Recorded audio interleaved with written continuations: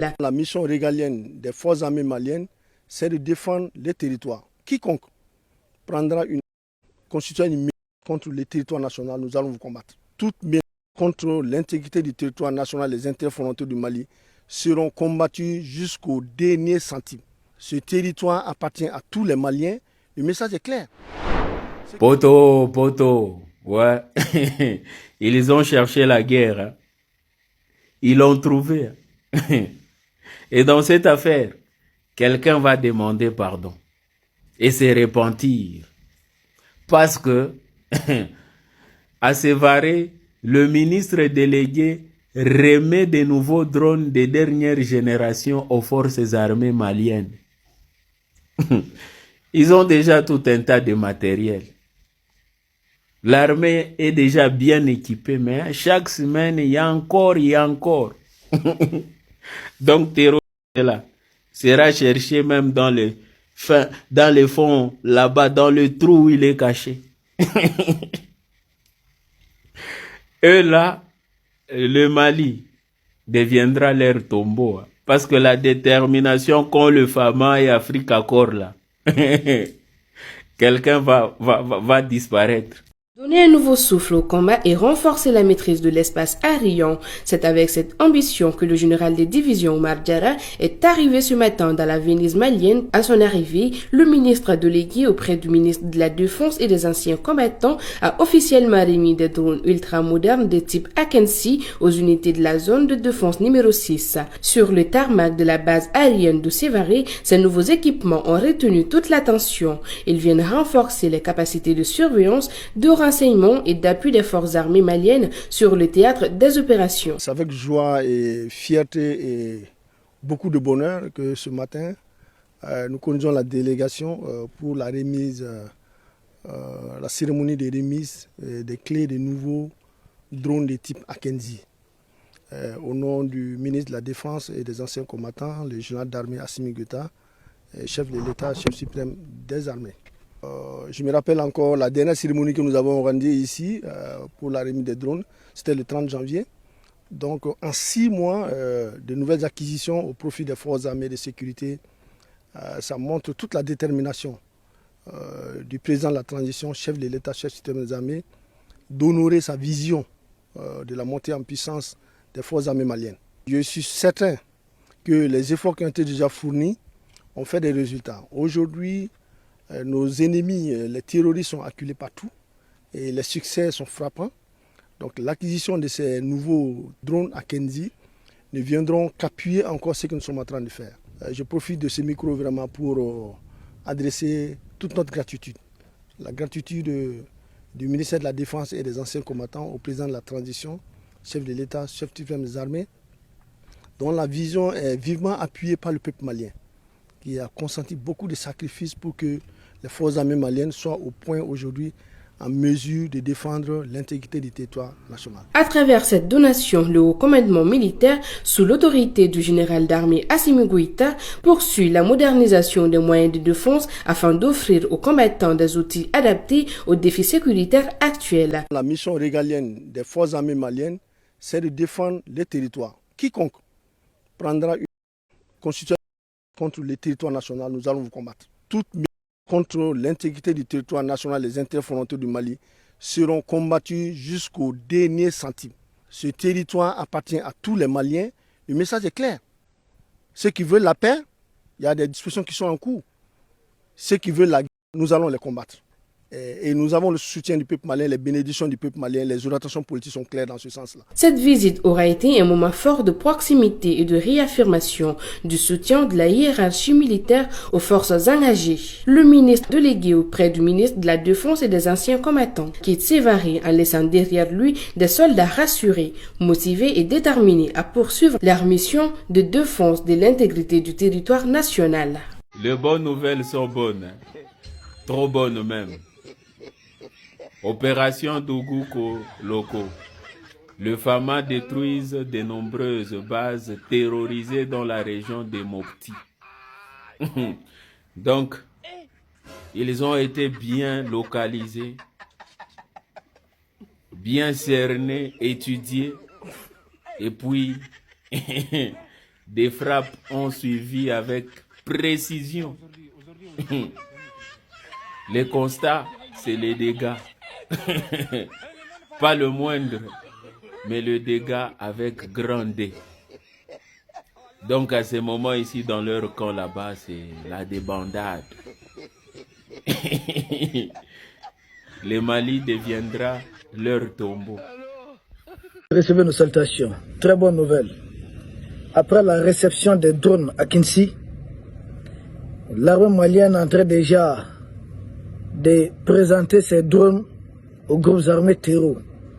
Et si vous suivez bien, actuellement les abords de la localité de Tessalites sont pilonnés. Les terreaux sont envoyés en enfer.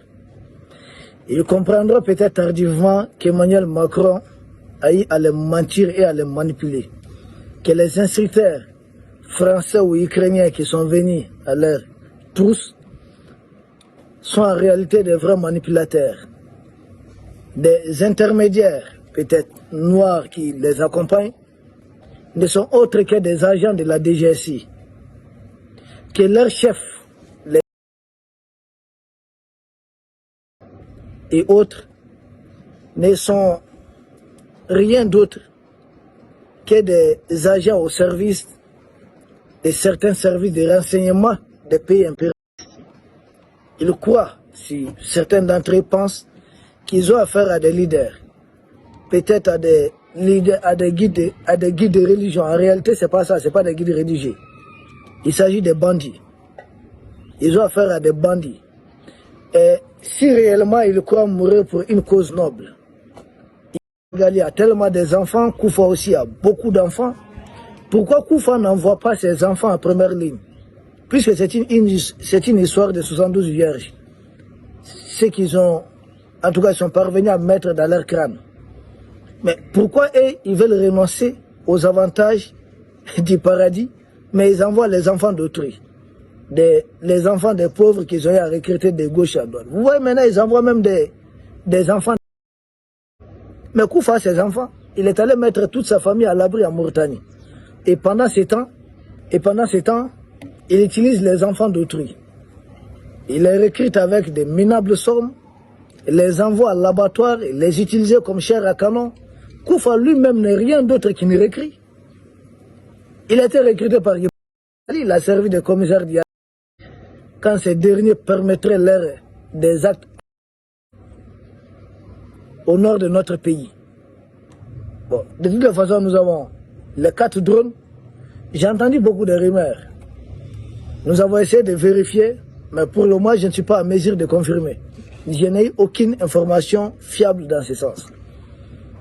Que Alger aurait remboursé les drones maliens qui avaient été abattus. Je ne peux pas confirmer parce que je n'ai eu aucune information fiable. Et pour tout le respect que nous devons à nos abonnés, tant que nous n'avons pas la véracité d'une information, nous n'allons jamais nous hasarder d'en parler, ça ne sert à rien. Parce que cette liste elle est longue. Donc ce n'est pas quelque chose de 2 jours, 3 jours, 4 jours. Non, il ne s'agit pas de dire ce que les gens veulent attendre.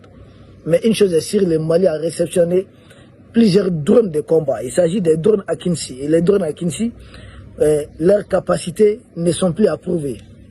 Drôle de coïncidence quand même. Notre drone qui avait été abattu, c'est drôle de coïncidence parce que c'est le drone à Kinsi que nous on avait perdu. On avait perdu un drone et nous venons d'en acheter 4. Au moins 4.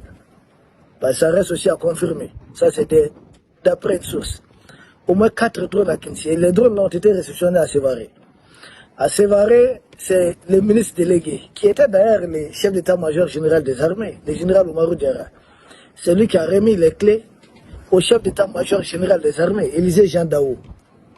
Et à son tour, il a remis les clés de ces drones au chef d'état-major de l'armée de l'air, le général Alouboy Diarra. Et quelques jours juste après, nous voyons une opération, en tout cas, nous constatons que nous avons encore augmenté notre capacité de frappe de longue distance. Parce que Tessalit, ce n'est pas à 1000 km de Bamako, hein. C'est des localités très éloignées. Même Sévaré, c'est des localités très éloignées par rapport à certaines localités du Mali. Mais même Kidal, Bamako, là, on n'est pas à moins de 1500 km. Donc comprenons aujourd'hui la puissance de l'armée malienne qui opère dans des zones un peu très reculées en territoire malien, parce que nous avons un pays très vaste, 1 241 238 km², et il n'y a pas que Tessalit. Les abords de Kidal, il y a à peu près pendant une semaine, ont été pilonnés. À chaque fois que les terreurs ont essayé de se rassembler, ils ont été pulvérisés. Il n'y a pas que là-bas. Même dans le secteur de Mourdia, on vient de neutraliser des terreurs. Et encore, dans le secteur de Sikasso, Bougouni, des terreurs ont été neutralisés. Dans le secteur de Didjeni, à 40 km de Didjeni, nos vecteurs aériens ont encore pulvérisé des groupes armés terraux. Donc on est en train de les pulvériser un peu partout. Et pendant ces temps, les choses se stabilisent petit à petit au Mali. Vous allez constater, vous pouvez vous renseigner auprès de ceux qui sont ici. Et jusque-là, un pays en guerre, on avait des difficultés en matière d'approvisionnement d'électricité. Ça s'améliore considérablement. Et chose bizarre, certains pays africains, anciennes colonies de la jeune française, qui ne sont pas du tout en guerre, connaissent plus de délestages que nous, nos pays qui sont en guerre. C'est bizarre quand même. Mais pourtant, ils nous disent non, c'est parce que, voilà, nous ne sommes pas dans la démocratie voulue par François Mitterrand. J'ai dit, mais tiens bon, pourquoi nous avons suffisamment d'eau, suffisamment d'électricité, que certains de ces pays qui sont blagués, qui sont mentis, qui sont manipulés, à qui on a menti plutôt, excusez-nous, qu'ils allaient avoir tout le bonheur du monde en appliquant la lettre, ce que veut l'autre, ce qu'a voulu François Mitterrand. Ça ne fonctionne pas comme ça. Il n'y a pas longtemps, j'ai vu une vidéo circuler sur Internet, j'ai d'ailleurs fait le plaisir de partager cela, où on voit deux paysans qui travaillent, on les voit à bout de souffle, ils sont fatigués, tout d'un coup ils tombent sur le pétrole, ils appellent les voisins arrivent, mais tout d'un coup, sans être appelés, on voit des impérialistes débarquer avec des hélicos. Et des journalistes en cravate, vous allez comprendre, les fameux professionnels qui ne comprennent rien des enjeux, demandent au ventri, et qu'est-ce qu'il est venu faire? Et à son tour, il dit, le pays a besoin de la démocratie. Comprenez? Leur histoire de démocratie, ils amènent ça souvent quand ils ont besoin de votre pétrole. Si vous cédez le pétrole, ils s'en foutent de votre démocratie. C'est leur dernier souci. Ils s'en foutent. Tant que l'Arabie Saoudite, les Qatar, les Émirats Arabes Unis vont continuer de pomper leur pétrole pour ces gens, les gaz, ils s'en foutent, hein, que ce soit des monarchies, que ce soit un enfant qui fait un coup d'état à son papa, c'est pas leur affaire. Et pendant ce temps, ils vont se promener en Afrique ici. J'ai suivi une vidéo d'un Français qui disait que leur pays a eu à commettre beaucoup de torts en Afrique, c'est inadmissible qu'ils continuaient de vivre de l'uranium du Niger et que le Niger n'avait même pas de chemin de fer, n'avait rien. 80% des Nigériens n'avaient pas accès à l'électricité et que le président Mani Diori, quand il a voulu fixer un prix à l'uranium, il a été renversé, sa femme assassinée. Quand le président Mamadou Tandja a voulu renégocier le prix de l'uranium, il a été renversé par un militaire qui a mené un ancien travailleur d'Areva. Donc c'est un peu ça. Et pour le moment, nous comptons sur nos forces armées, nos forces de défense et de sécurité pour nous libérer de cette margouille, de cette manigance, de cette conspiration, de cette attitude concernant nous. On n'est pas dedans. Ça ne va pas fonctionner avec nous. Donc nous soutenons fermement nos forces de défense et de sécurité dans le cadre, en tout cas, les opérations qui sont en cours. Et rassurez-vous, peuple d'Afrique, je vous l'ai dit, si je n'ai pas la certitude de quelque chose, je ne vais pas vous le dire. Ou en tout cas, j'annoncerai ça avec certaines réserves. Actuellement, les terroristes sont en train de subir. Ils sont en train de subir un peu partout au Mali, ils sont en difficulté. Ils sont bombardés, ils sont pilonnés, ils sont neutralisés. Même quand ils ont voulu dans le secteur de Nyono, aller voler, non loin de Ségou, les récoltes des paysans disant que, comment ils appellent ça, des zakats, or c'est des bandits. Dès qu'ils ont senti la présence de notre armée, ils sont mis à fuir. Mais ils ont été tous neutralisés avec succès. Écrasés même. Certains d'entre eux témoignent. Et disent quoi? Que non, ils ont été enrôlés de force. Bon, est-ce qu'on a le temps de comprendre tout ça? Donc partout au Mali, les opérations sont en cours. Le pays est bien approvisionné. Et ça continue. Ça va s'améliorer au fur et à mesure. Nous avons un très vaste pays. Ça va aller, peuple d'Afrique. Nous restons sereins. Et nous restons très concentrés derrière nos autorités qui sont dorénavant. Vous voyez les mines artisanales là, où des gens organisaient des trafics d'or et autres. Dorénavant, notre gouvernement interdit cela. Et interdit, c'est là où toutes les zones où il y a de l'insécurité, c'est interdit. S'il n'y a pas d'insécurité, il n'y a pas de problème. Les gens peuvent exploiter artisanement et autres là, on n'a aucun problème. Mais partout où si ça contribue quand même à financer du terrorisme, ça c'est dorénavant interdit. Et puis nous avons les moyens d'interdire cela. Parce que notre armée ne cesse de monter en puissance et même devenir une véritable puissance. 4 drones à Kinshasa présentés au terreau et des terreaux ont été envoyés en affaires. Comme je m'adresse à vous depuis l'orateur suprême de l'Afrique des libertés à Bamako. Et je voudrais vous entretenir de la réponse que l'Afrique des libertés peut donner à quelqu'un qui s'est affiché très clairement comme étant le député des groupes terroristes au Parlement français, un certain monsieur Bruno Fuchs, par ailleurs président de la Commission des Affaires étrangères dans ce Parlement de la République française. Au temps des colonies, les premiers députés africains reconnus dans le monde étaient des députés qui étaient des colons français, des territoires soumis par le crime de guerre, le crime économique et le crime culturel soumis par la France en Afrique. Les colons français ont pris l'habitude depuis plusieurs décennies, voire même depuis plus d'un siècle, l'habitude de parler au nom de l'Afrique, alors que personne ne leur en a donné réellement le pouvoir. Notamment du 19e siècle, où ils se sont permis de se partager l'Afrique sans les Africains, avec les autres voyous colonialistes occidentaux à Berlin, en passant par le 20e siècle, où ils se sont permis, dans le cadre de la Société des Nations, et même après avoir créé l'Organisation des Nations Unies, de se partager le monde et de se partager l'Afrique sans les Africains, y compris d'organiser une pseudo-décolonisation des territoires qu'ils avaient pourtant ensanglantés et pillés depuis la traite négrière au 15e, 16e siècle.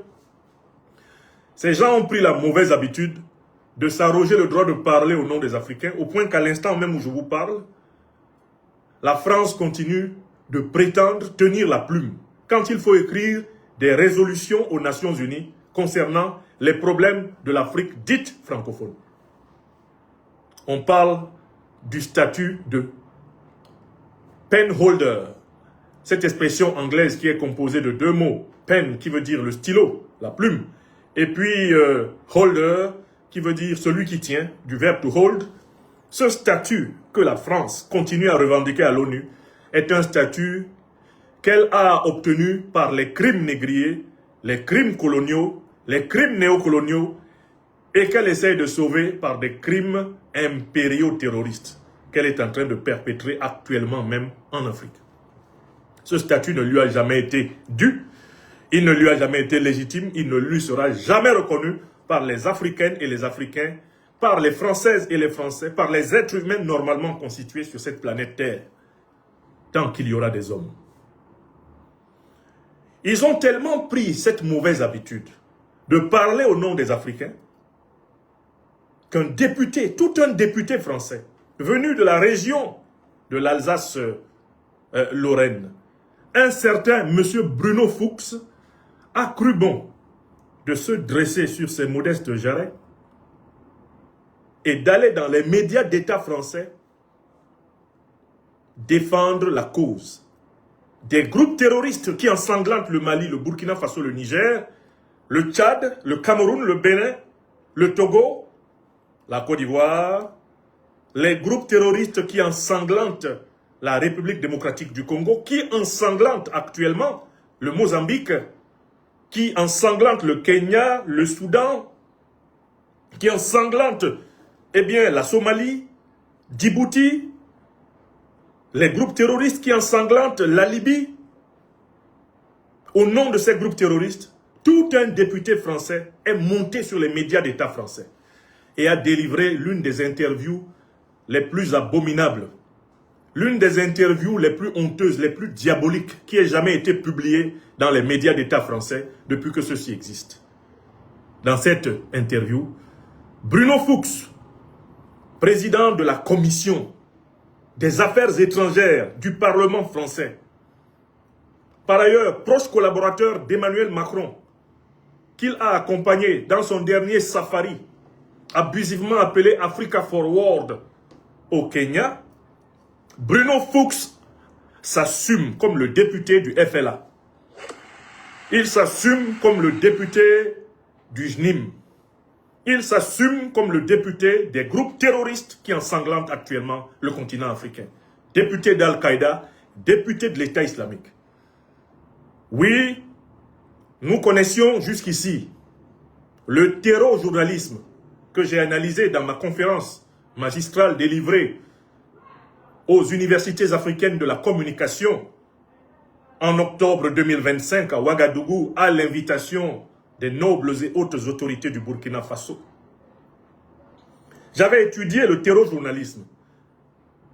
Eh bien, maintenant, j'introduis un nouveau concept pour capter et pour camper le comportement de Bruno Fuchs, qui nous rappelle d'ailleurs un autre président d'une commission de la défense du Parlement français, du Sénat français, un certain M. Christian Cambon, qui avait promis au Mali tous les malheurs, parce que le Mali s'était souverainement séparé des troupes néocolonialistes françaises. Nous devons introduire dans les sciences politiques africaines et internationales le concept du terreau-parlementarisme, c'est-à-dire le terrorisme parlementaire. Le terreau-parlementarisme. Nous avons déjà introduit le concept du terreau-journalisme. Nous avons introduit le concept de l'impérial terrorisme pour clarifier beaucoup de choses. Dans le terreau-journalisme, nous avons bien nommé, vous vous en souvenez, l'activité de Wassim Nasr, l'activité du fameux et triste hibou de Dakar, Serge Daniel Gbagbo Hundada, l'homme qui a honte de son nom africain béninois. Le terreau-journalisme. Là maintenant, nous allons parler du terreau-parlementarisme, c'est-à-dire du terrorisme parlementaire. Et la figure de proue du terrorisme parlementaire aujourd'hui, eh bien en France, s'appelle Bruno Fuchs, l'homme qui est fou et qui s'en fout. En quoi consiste le terreau-parlementarisme? Notez la définition. Il s'agit de la promotion de la cause du terrorisme à l'intérieur des parlements. Dans le cas d'espèce, Bruno Fuchs est le promoteur du terrorisme d'Al-Qaïda et de l'État islamique au Parlement français. Notez la définition. Qu'est-ce que c'est que le terreau-parlementarisme? C'est le fait que des députés, prétendument élus démocratiquement par des peuples, se consacrent plutôt, au lieu de représenter les intérêts légitimes de leur peuple, se consacrent plutôt à utiliser leur mandat pour défendre les intérêts de l'impérial terrorisme. Bruno Fuchs est un terreau parlementaire. C'est un parlementaire terroriste. Il pratique le terreau-parlementarisme. Écrivez-moi ce concept. Tilana Yomi, écrivez. Nous sommes là pour travailler. Nous sommes là pour travailler sur ce qu'ils font, de telle façon qu'ils ne sont même pas capables de rêver qu'ils peuvent emporter une bataille intellectuelle face à nous. Ce sont des enfants. Depuis leur patron, le chef de la junte néocolonialiste et impérialiste, Emmanuel Macron, jusqu'à lui et à tous les sous-fifres. Nous appelons ce que fait Bruno Fuchs, l'interview qu'il a délivrée dans les médias français, tel par exemple RFI.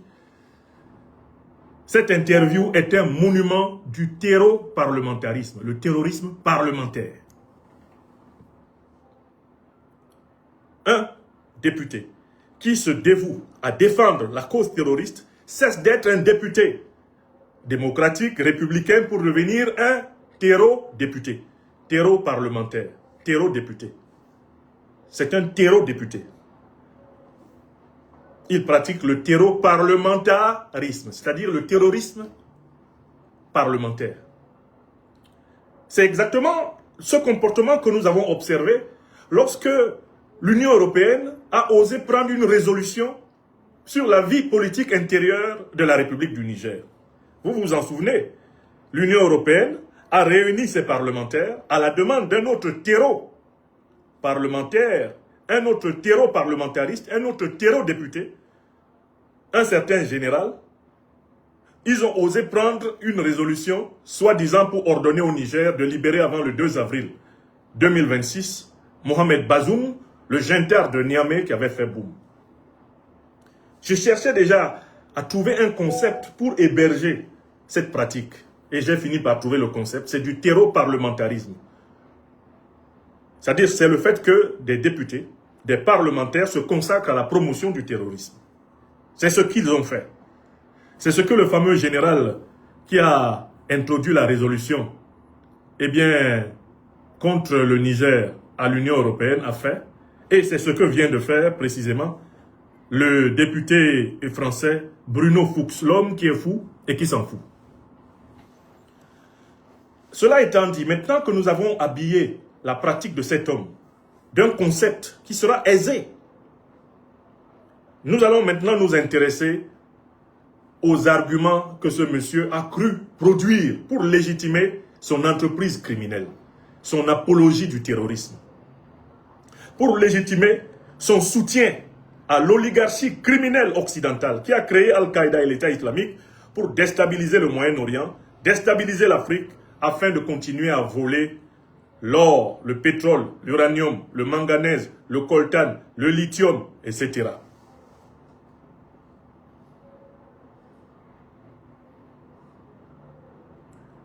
Il faut que ce soit clair. D'abord, la définition. J'ai écouté et lu patiemment, j'ai surtout lu patiemment l'interview criminelle que cet homme a délivrée dans les médias français. Et cette interview, je l'ai recoupée en 7 questions, 7 grandes questions qui lui ont été posées, avec 7 réponses. Globalement, il lui a été posé 7 questions, on peut les recouper en 7 questions, et il a essayé de donner 7 réponses. Je vais rappeler les questions, rappeler les réponses et prouver que, à chacune des questions qu'on lui a posées, ce terreau député, ce terreau parlementaire a menti.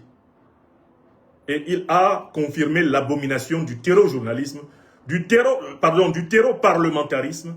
Hein? Il s'est confirmé vraiment comme le porte-parole des criminels qui ensanglantent le continent africain, comme leur associé, comme leur représentant. C'est-à-dire qu'en fait, c'est quelqu'un qui vient vraiment s'installer dans le rôle des anciens colons qui osaient être les députés de l'Afrique au Parlement français à la place des Africains.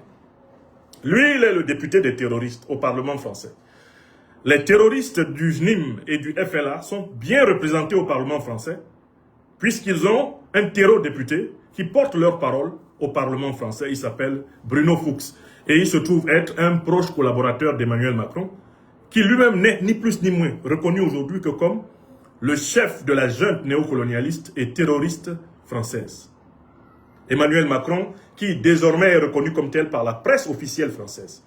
Je tiens à vous rappeler que eh bien, des journalistes de la presse officielle française comme Robert Navarro ou comme eh bien, Georges Malbruno ont enfin rejoint le cortège de ceux qui disent la vérité en reconnaissant que le terrorisme qui ensanglante l'Afrique de l'Ouest, l'Afrique centrale et même l'Afrique australe, ce terrorisme a pour parrain l'OTAN et notamment la France.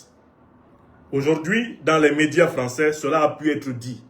Après que tous ceux qui le disaient avec preuve, comme moi, aient été présentés comme des ennemis de la France, j'attends la déchéance de nationalité de Georges Malbruno, la déchéance de nationalité de Robert Navarro.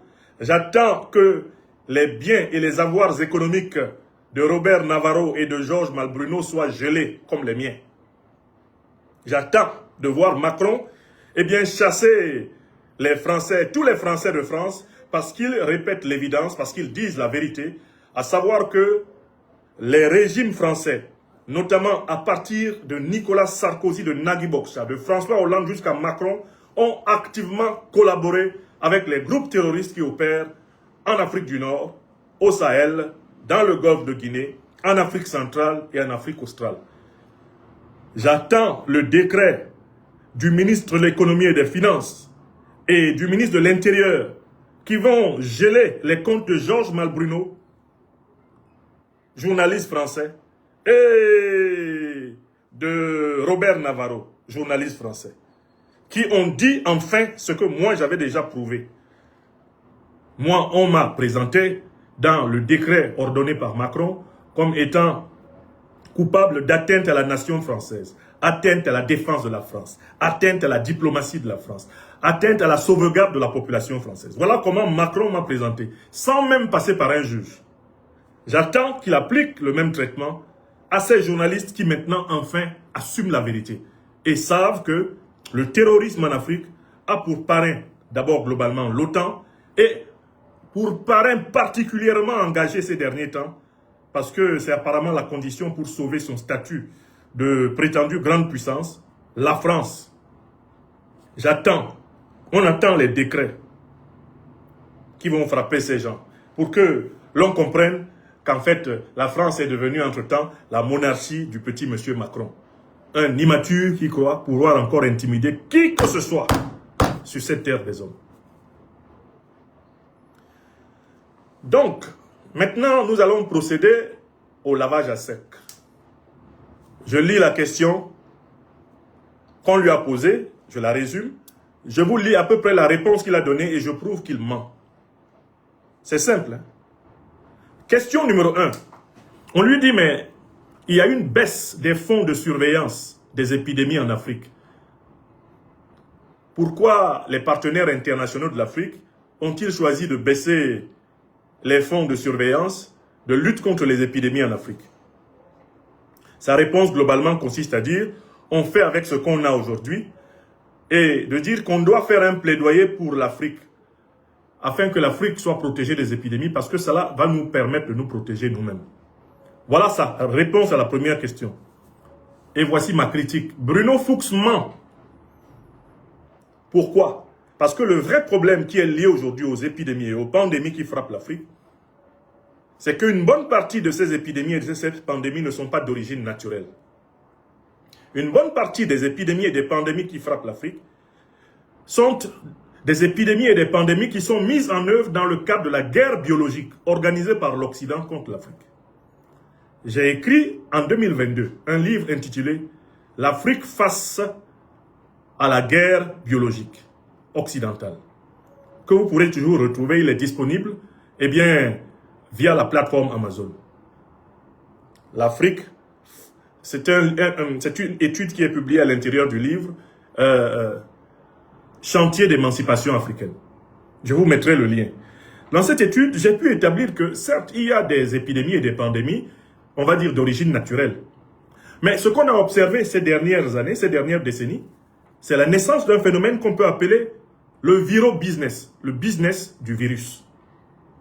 Comment fonctionne le phénomène du business du virus?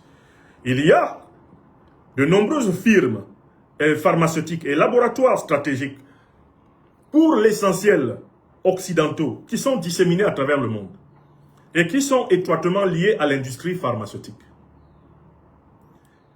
Voici leur business plan.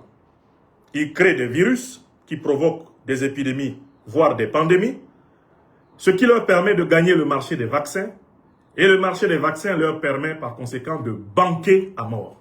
Au point que, aujourd'hui, les lobbies pharmaceutiques sont en train de gagner même plus d'argent que les lobbies de vente d'armes.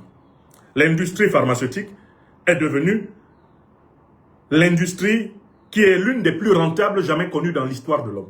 C'est ce qu'on a appelé le Big Pharma. Nous savons, avec le recul du temps, que les pandémies qui ont frappé l'Afrique, comme le sida, comme Ebola, comme le Covid-19, comme le hantavirus qu'on essaye d'y implanter, comme les fièvres du singe, etc., la plupart de ces virus sont issus de laboratoires occidentaux. Bien souvent, on essaie d'expliquer la sortie de ces virus de laboratoires occidentaux par des accidents de laboratoire. Mais ce sont des accidents qui profitent à quelqu'un et qui, par là, sont très peu accidentels. De nombreuses études aujourd'hui établissent que les laboratoires biologiques font partie de la guerre contre l'Afrique. Étudiez en particulier les travaux des laboratoires biologiques d'Afrique du Sud, dirigés par le docteur Wouter Basson, et qui étaient soutenus par tous les pays de l'OTAN. Ces laboratoires ont élaboré des armes de guerre biologique qui ont été utilisées contre la population africaine, qui ont été utilisées contre les populations des pays qu'on appelait les pays de la ligne de front. La Zambie, le Mozambique, l'Angola ont connu des bombardements viraux. Quand vous entendez parler, par exemple, de la fièvre du charbon, le bacille du charbon a été utilisé pour combattre les Africains. La guerre biologique a aussi consisté à stériliser par des vaccinations opportunes des millions d'Africains. L'État d'Israël, dans cette affaire, a joué un rôle fondamental, puisqu'on l'a pris la main dans le sac, en train de stériliser les Juifs éthiopiens, appelés les Falachas, quand ils se sont installés à la fin des années 80 à cause de la grande famine d'Éthiopie. L'État d'Israël s'est rendu coupable de vaccination opportune ayant pour but d'empêcher la population africaine israélienne de se reproduire normalement. C'est un dossier qui a été soumis aux Africains depuis plusieurs moments par plusieurs alertes. L'un des plus importants généraux de la Fédération de Russie, le général Igor Kirilev, a trouvé la mort dans un attentat ukrainien, mais il avait eu le temps de publier tous ses travaux sur les laboratoires de guerre biologique occidentale implantés contre les Africains en Afrique. Et c'est cela qui a amené une prise de conscience relative, pas suffisante, sur le continent africain. Avec des pays comme la Namibie, comme le Burkina Faso, qui ont mis fin à tous les programmes des laboratoires biologiques suspects, comme ceux de la fondation Bill et Melinda Gates, qui étaient là sous couvert de combattre le paludisme, en train de stériliser les Africains. Donc, Bruno Fuchs est fou ou bien il s'en fout. L'Afrique n'a pas besoin de l'aide de l'Occident pour combattre les pandémies et les épidémies. Ce dont l'Afrique a besoin, c'est d'empêcher et de se défendre contre l'utilisation des virus par l'Occident pour la combattre. Voilà de quoi nous avons besoin en Afrique. Combattre les laboratoires biologiques, les laboratoires de guerre biologique occidentaux que nos autorités ont, par complicité, par naïveté et parfois par ignorance, installés chez nous. Voilà le premier point, ça c'est la réponse à Bruno Fuchs. On ne veut rien de l'argent de l'Occident pour combattre les pandémies en Afrique. Nous voulons nous débarrasser des laboratoires biologiques occidentaux mis en embuscade pour atteindre la démographie africaine. Frapper l'Afrique dans son cœur. Est-ce que c'est clair? Quand je vous dis que c'est un terreau, député, voilà la preuve. Ils veulent faire dans l'humanitarisme comme s'ils avaient pitié de l'Afrique. S'ils avaient eu pitié de l'Afrique, ils n'auraient pas commercialisé des millions d'Africains. S'ils avaient eu pitié de l'Afrique, ils n'auraient pas exterminé des centaines de millions d'Africains pendant leur colonisation. S'ils avaient eu pitié de l'Afrique, ils n'auraient pas utilisé la chair à canon africaine pour par la suite monter des pseudo-indépendances pour les Africains. Ces gens-là, les Africains qui cherchent leur pitié sont des Africains décalés et coupés de la réalité. L'Afrique n'a pas besoin que l'Occident en général, la France en particulier, finance sa lutte anti-pandémie. L'Afrique n'en a pas besoin. Pour les Africains conscients et éveillés, il vaut mieux tous périr que d'accepter à nouveau que l'Occident pilote une quelconque politique sanitaire sur ce continent. C'est hors de question, c'est terminé. Donc l'arnaque des lobbies de Big Pharma, l'arnaque du Viro Business ne passera plus. Bruno Fuchs, Macron et tous les dirigeants africains, les dirigeants européens, occidentaux, circulez. L'urgence pour les Africains sur ce premier point, c'est de se débarrasser de tous les laboratoires pharmaceutiques, biologiques, suspects de haute criminalité en Afrique. Tout ce que l'Afrique ne maîtrise pas, tout laboratoire dont on ne maîtrise pas les procédures d'un début à l'autre, tout laboratoire qui n'est pas sous le contrôle de la brigade biologique souveraine panafricaine et qui maîtriserait ce qui se fait dans ces laboratoires de l'entrée de tous les intrants à la sortie de tous les extrants. Tout laboratoire de cette nature doit être fermé en Afrique. Écrivez ça. Écrivez. Parce qu'en réalité, les Africains doivent maintenant se rendre compte que nous sommes dans une période de guerre biologique. On nous a mené une guerre biologique incroyable. C'est un miracle qu'il y ait encore des Africains au monde. Après toutes les guerres biologiques qu'on a menées contre les Africains, une bonne partie des virus que nous avons connus au XXe et XXIe siècle ont été expressément propagés en Afrique. Chaque fois d'ailleurs qu'il y a un pays africain, et c'est le cas de la République démocratique du Congo, qui essaye de commencer à se relever, on lui balance une épidémie, on lui balance une pandémie. Regardez bien la corrélation entre les tentatives de redressement national à travers l'Afrique et les pandémies. Vous verrez que les pandémies et les épidémies germent spontanément, presque spontanément, partout où il y a une politique qui risque de mettre l'Occident et ses intérêts en difficulté. La carte des pandémies et des épidémies ressemble à la carte des intérêts miniers, à la carte des intérêts financiers, des intérêts géostratégiques, militaires et consorts. Aucun Africain sérieux ne peut aujourd'hui faire confiance à l'Organisation mondiale de la santé. Il n'y a que les fous, comme Bruno Fuchs, à croire qu'il y a des fous pour le croire.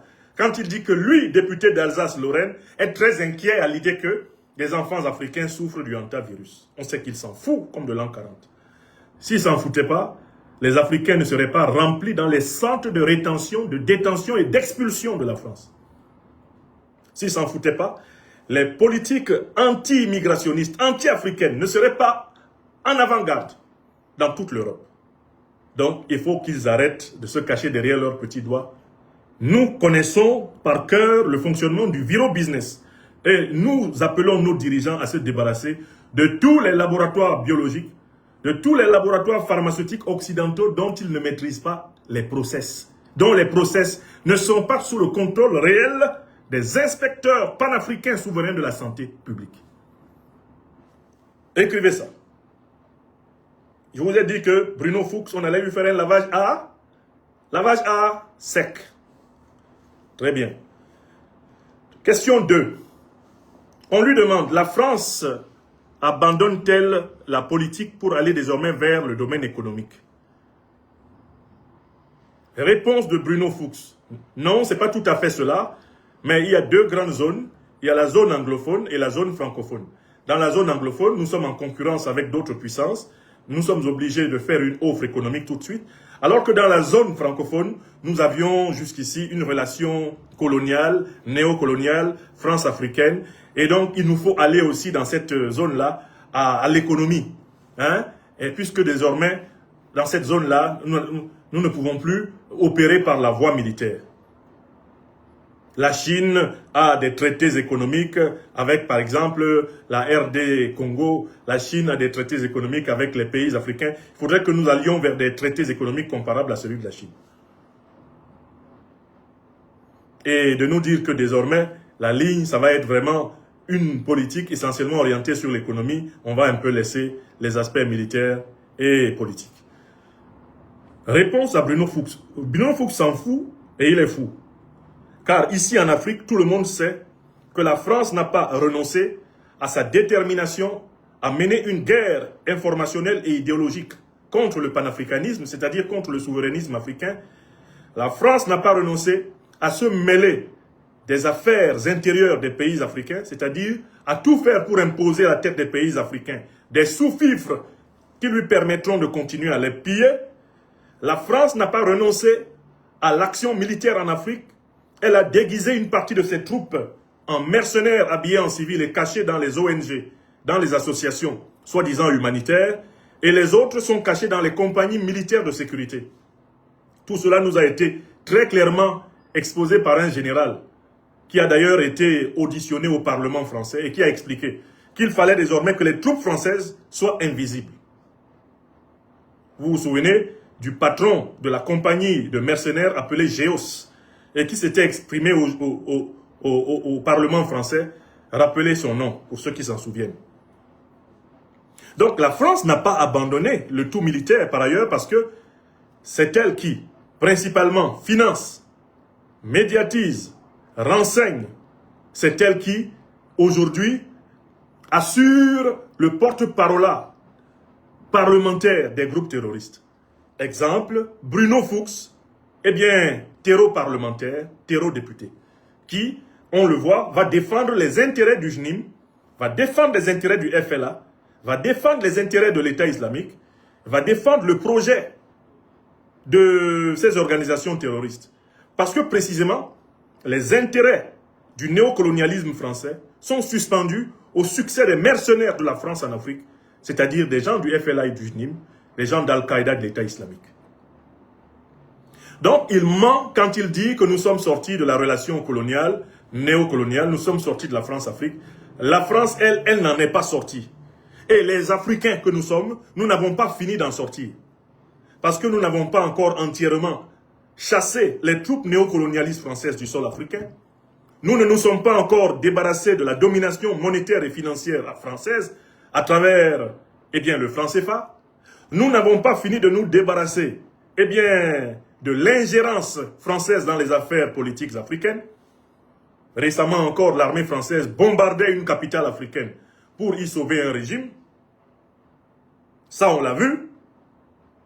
Les émissions de l'armée française dans la politique africaine, que ce soit au XXe ou au XXIe siècle, je ne vais pas vous en faire la liste. De nombreux officiers de la DGSE, de nombreux agents français ont été pris la main dans le sac des tentatives de déstabilisation en Afrique. Certains sont même encore en prison dans plusieurs pays africains. De nombreux militaires d'État français sont tombés au combat, alors même qu'ils se battaient aux côtés des troupes terroristes, auxquelles ils sont intimement associés et dont ils sont reconnus aujourd'hui comme étant les instructeurs principaux. Donc on ne peut pas nous dire que tout cela fait partie du passé. L'Afrique est en train de se libérer du mal néocolonialiste, impérialiste, raciste, négrier français, mais l'Afrique n'en est pas encore véritablement débarrassée. Voilà la vérité. Bruno Fuchs est un menteur, il est fou et il s'en fout. On passe à la troisième affirmation de Bruno Fuchs. On lui demande pourquoi les souverainistes et pro-russes Bassirou Diomaye Diakhar Faye et Touadéra ont fait le déplacement de Nairobi. D'abord, cette question des médias français est une question stupide.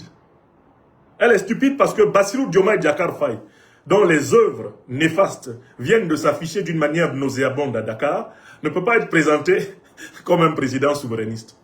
Bassirou Diomaye Diakhar Faye fait partie de la nébuleuse des dirigeants france-africains de tous les temps. Il marche dans les traces des valets du colonialisme et du néocolonialisme français que furent très courageusement les présidents Senghor, Abdou Diouf, Abdoulaye Wade, Macky Sall. Il n'y a aucune différence entre Bassirou Diomaye Diakhar Faye et ses prédécesseurs en termes de soumission à la France. J'ai toujours dit, et je le répète, qu'en termes de soumission à la France, lui, il a ajouté quelque chose de plus. C'est que contrairement à ses prédécesseurs à la tête de la République du Sénégal, lui, il lui manque et de la culture politique et de la culture générale, il lui manque de l'élégance. Macky Sall faisait déjà preuve d'un peu moins d'élégance, c'est vrai, mais il y avait encore une certaine tenue. Avec Bassirou Diomaye Diakhar Faye, c'est très clair, on a quelqu'un qui obéit le doigt sur la couture à Macron, à Ouattara Draman, quelqu'un qui est content de faire les 4 volontés de la France-Afrique, et d'ailleurs c'est pour cela qu'il vient de sacrifier son Premier ministre, parce qu'il ne supporte pas que des vérités soient dites frontalement à ses maîtres. Donc eux ils disent, pourquoi le souverainiste Bassirou Diomaye Diakhar Faye est-il venu quand même pourquoi est-ce qu'il est venu à Nairobi? Mais ce n'est pas un souverainiste. Vous voyez, les journalistes qui posent des fausses questions. Ensuite, ils disent pourquoi le pro-russe Touadéra est venu. Mais écoutez, soyons sérieux. S'il est pro-russe, il est venu donc à Nairobi parce qu'il est pro-français. Bon, il est pro-russe et puis il est pro-français, Touadéra. Hein? D'ailleurs, désormais, les Russes et les Français se font face en République centrafricaine, à nouveau, puisque, comme va le répondre, Bruno Fuchs, l'homme qui est fou et qui s'en fout, désormais les Russes sont en Centrafrique et les Français aussi. Donc la vérité devrait être que Touadéra est désormais pro-russe et à la fois pro-français. Ou plutôt qu'il a accepté, il a décidé de neutraliser les Russes par les Français et les Français par les Russes, afin, lui, de jouer la carte de son indépendance. Mais dire de Touadéra qu'il est pro-russe, après même qu'il ait rétabli des avantages qu'il avait retirés à la France, c'est tout simplement une aberration. Pour ma part, le positionnement du président Touadéra est un positionnement qui pour moi est indiscernable. J'ai cessé de commenter la politique centrafricaine quand le positionnement du président Touadéra est devenu complètement illisible pour moi. J'attends de comprendre ce à quoi il joue, parce que pour le moment, je vois qu'il fait une chose et son contraire. D'une part, il a tenté d'affranchir son pays de la domination néfaste du colonialisme français qui a maintenu ce pays, en effet, dans le sous-développement, la pauvreté, la dépendance. Et puis, d'autre part, il veut sauver, pour ainsi dire, ménager la chèvre et le chou. Il s'est remis à caresser la France dans le sens du poil. Et on va voir ce que ça va donner. L'expérience montre que dans la coopération internationale stratégique, surtout quand vous êtes en difficulté, vous n'avez pas intérêt à opposer les puissances. Si vous voulez opposer les puissances, sachez que vous allez être écrasé entre elles. C'est une observation que j'ai faite et qui ne concerne pas uniquement le Centrafrique. Donc, la réponse de Bruno Fuchs est incroyable. Bruno Fuchs dit que la France offre le meilleur modèle de partenariat à l'Afrique. Pourquoi? Parce que la France offre un partenariat autour de la biodiversité, de la santé, des vaccins, de l'enseignement, des entreprises. Et que si on élimine ce qu'on appelle les irritants, c'est-à-dire le comportement colonialiste, néocolonialiste, france-africain, globalement, la France sera la meilleure. Mais Bruno Fuchs, en effet, il est fou, il s'en fout. Parce qu'on ne peut pas, d'une part, dire que la France est le meilleur partenaire possible de l'Afrique et en même temps reconnaître que c'est seulement apparemment depuis Nairobi qu'elle a daigné commencer à arrêter avec son colonialisme, son néocolonialisme, son france-africanisme.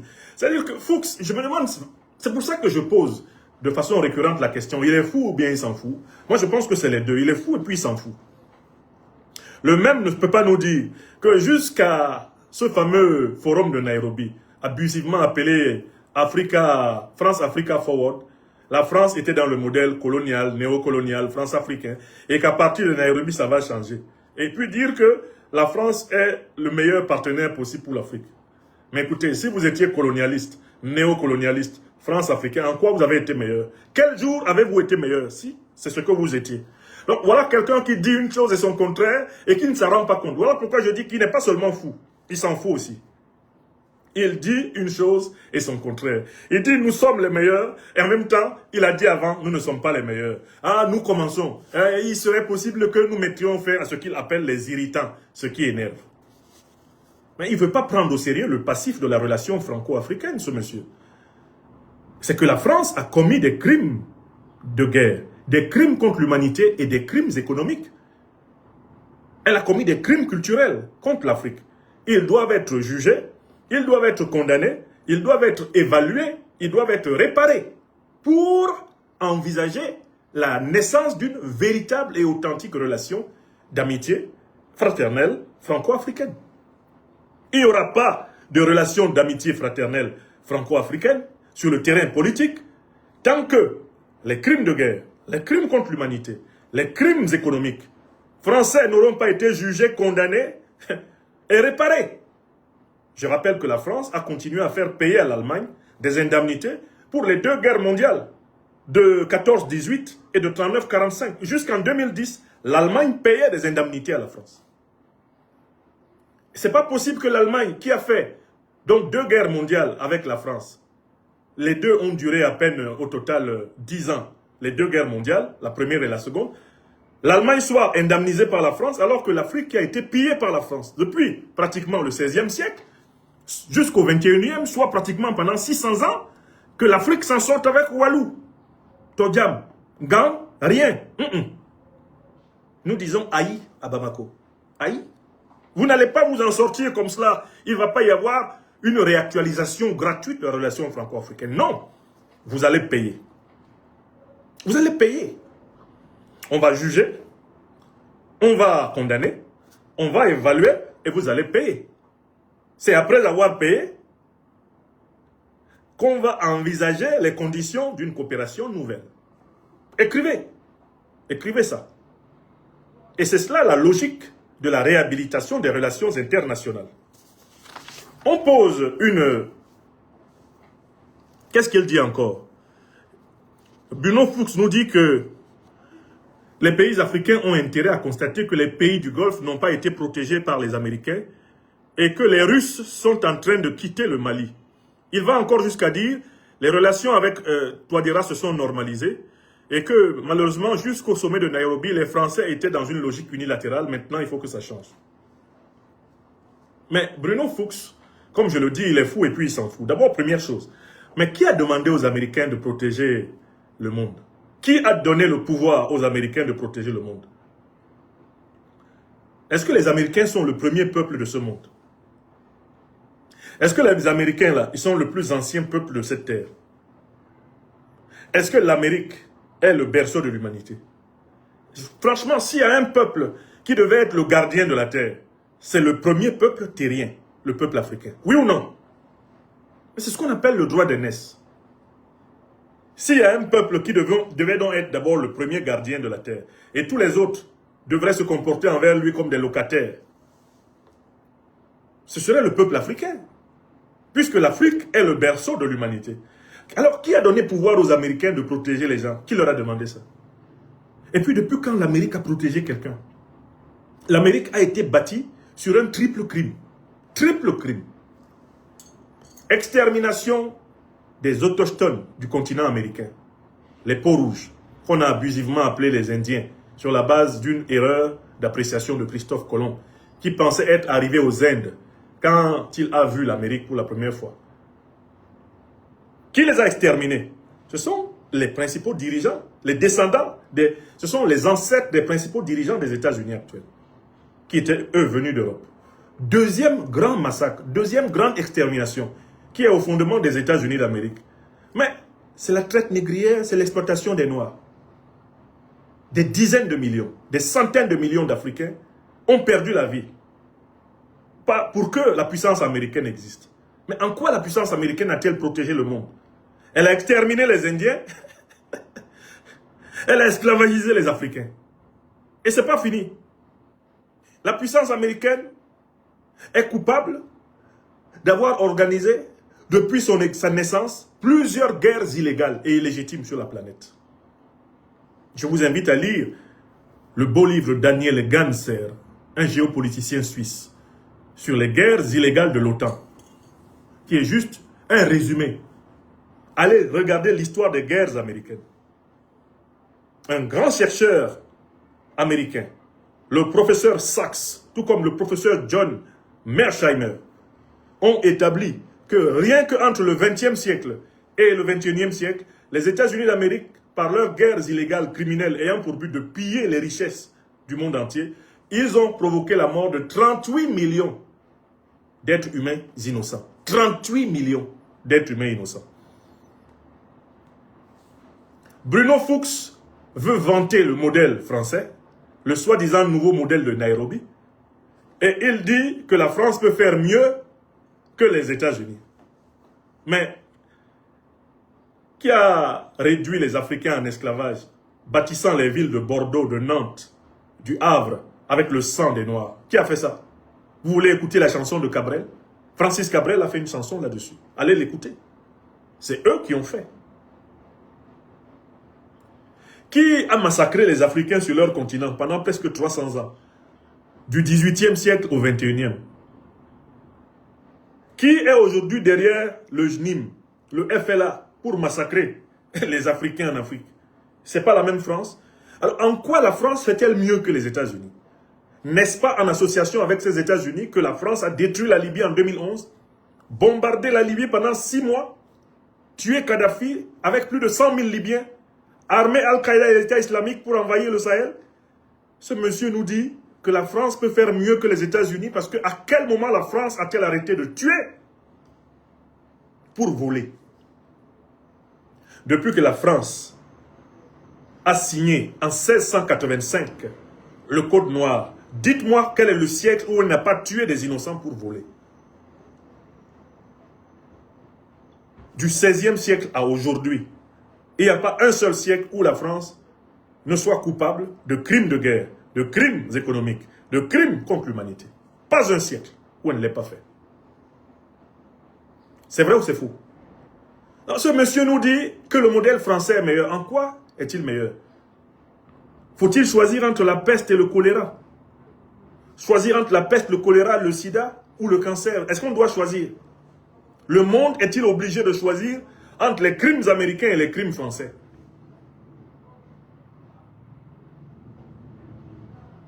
Monsieur nous parle d'un soi-disant départ de la Russie. du Mali, où est-ce qu'il a vu ça? Voilà quelqu'un qui fait des affirmations lunaires et même lunatiques. Quelle est la Russie qui a dit qu'elle s'en va? La Russie est liée au pays de l'Alliance des États du Sahel par des accords de coopération et de défense.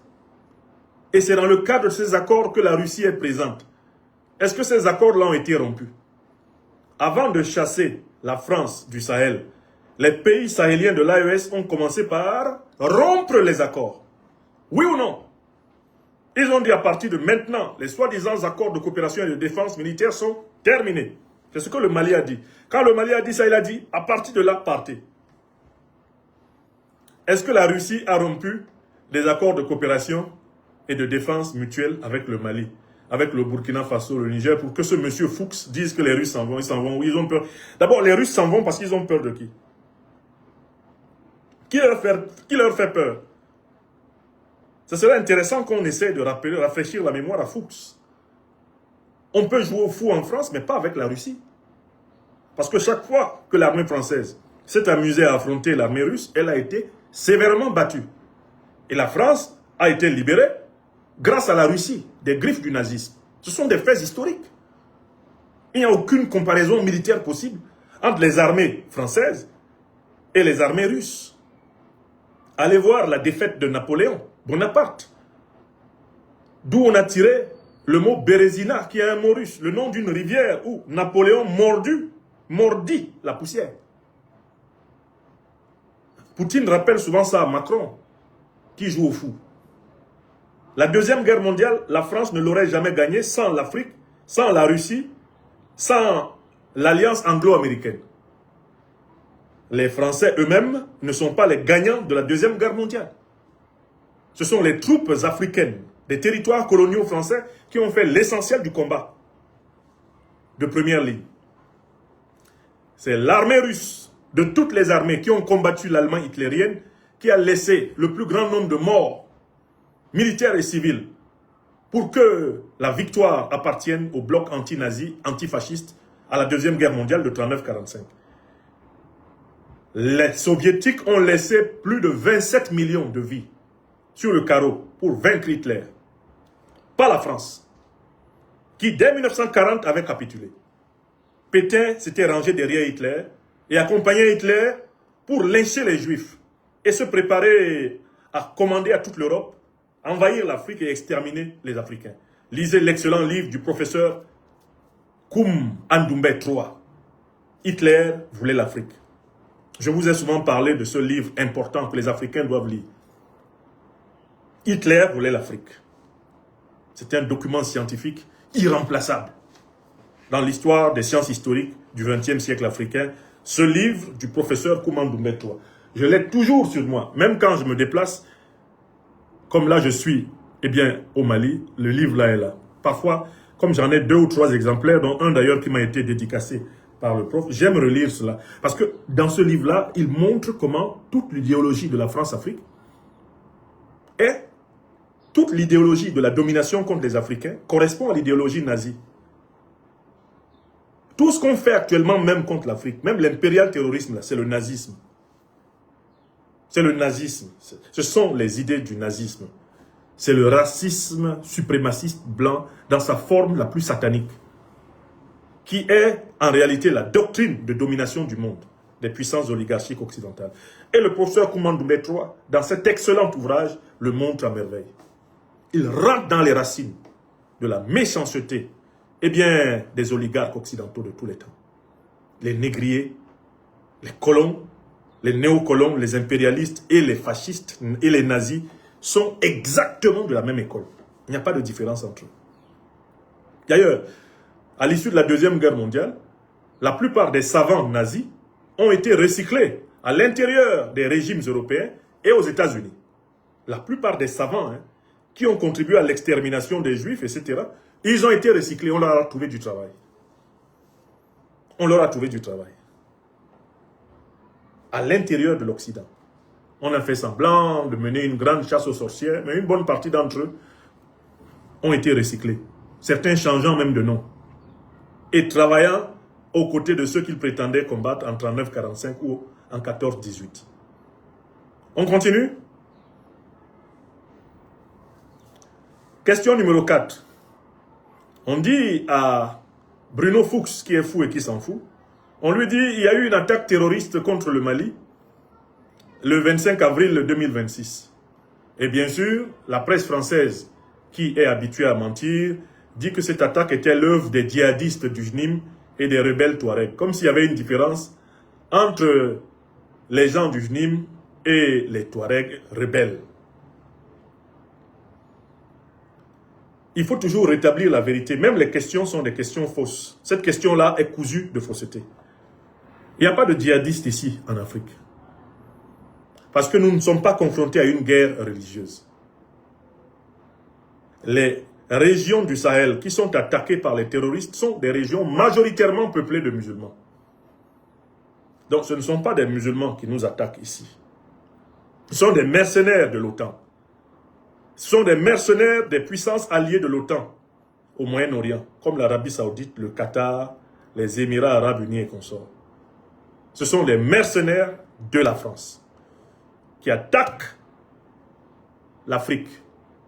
L'objectif, c'est de déstabiliser l'Afrique de telle façon que les pays africains se soumettent à l'appétit de matières premières, de ressources stratégiques qui caractérisent l'Occident envers l'Afrique. C'est pour pouvoir contrôler l'uranium, l'or, le manganèse, le coltan, contrôler le lithium, le pétrole, le gaz des Africains, que l'OTAN a organisé ce plan.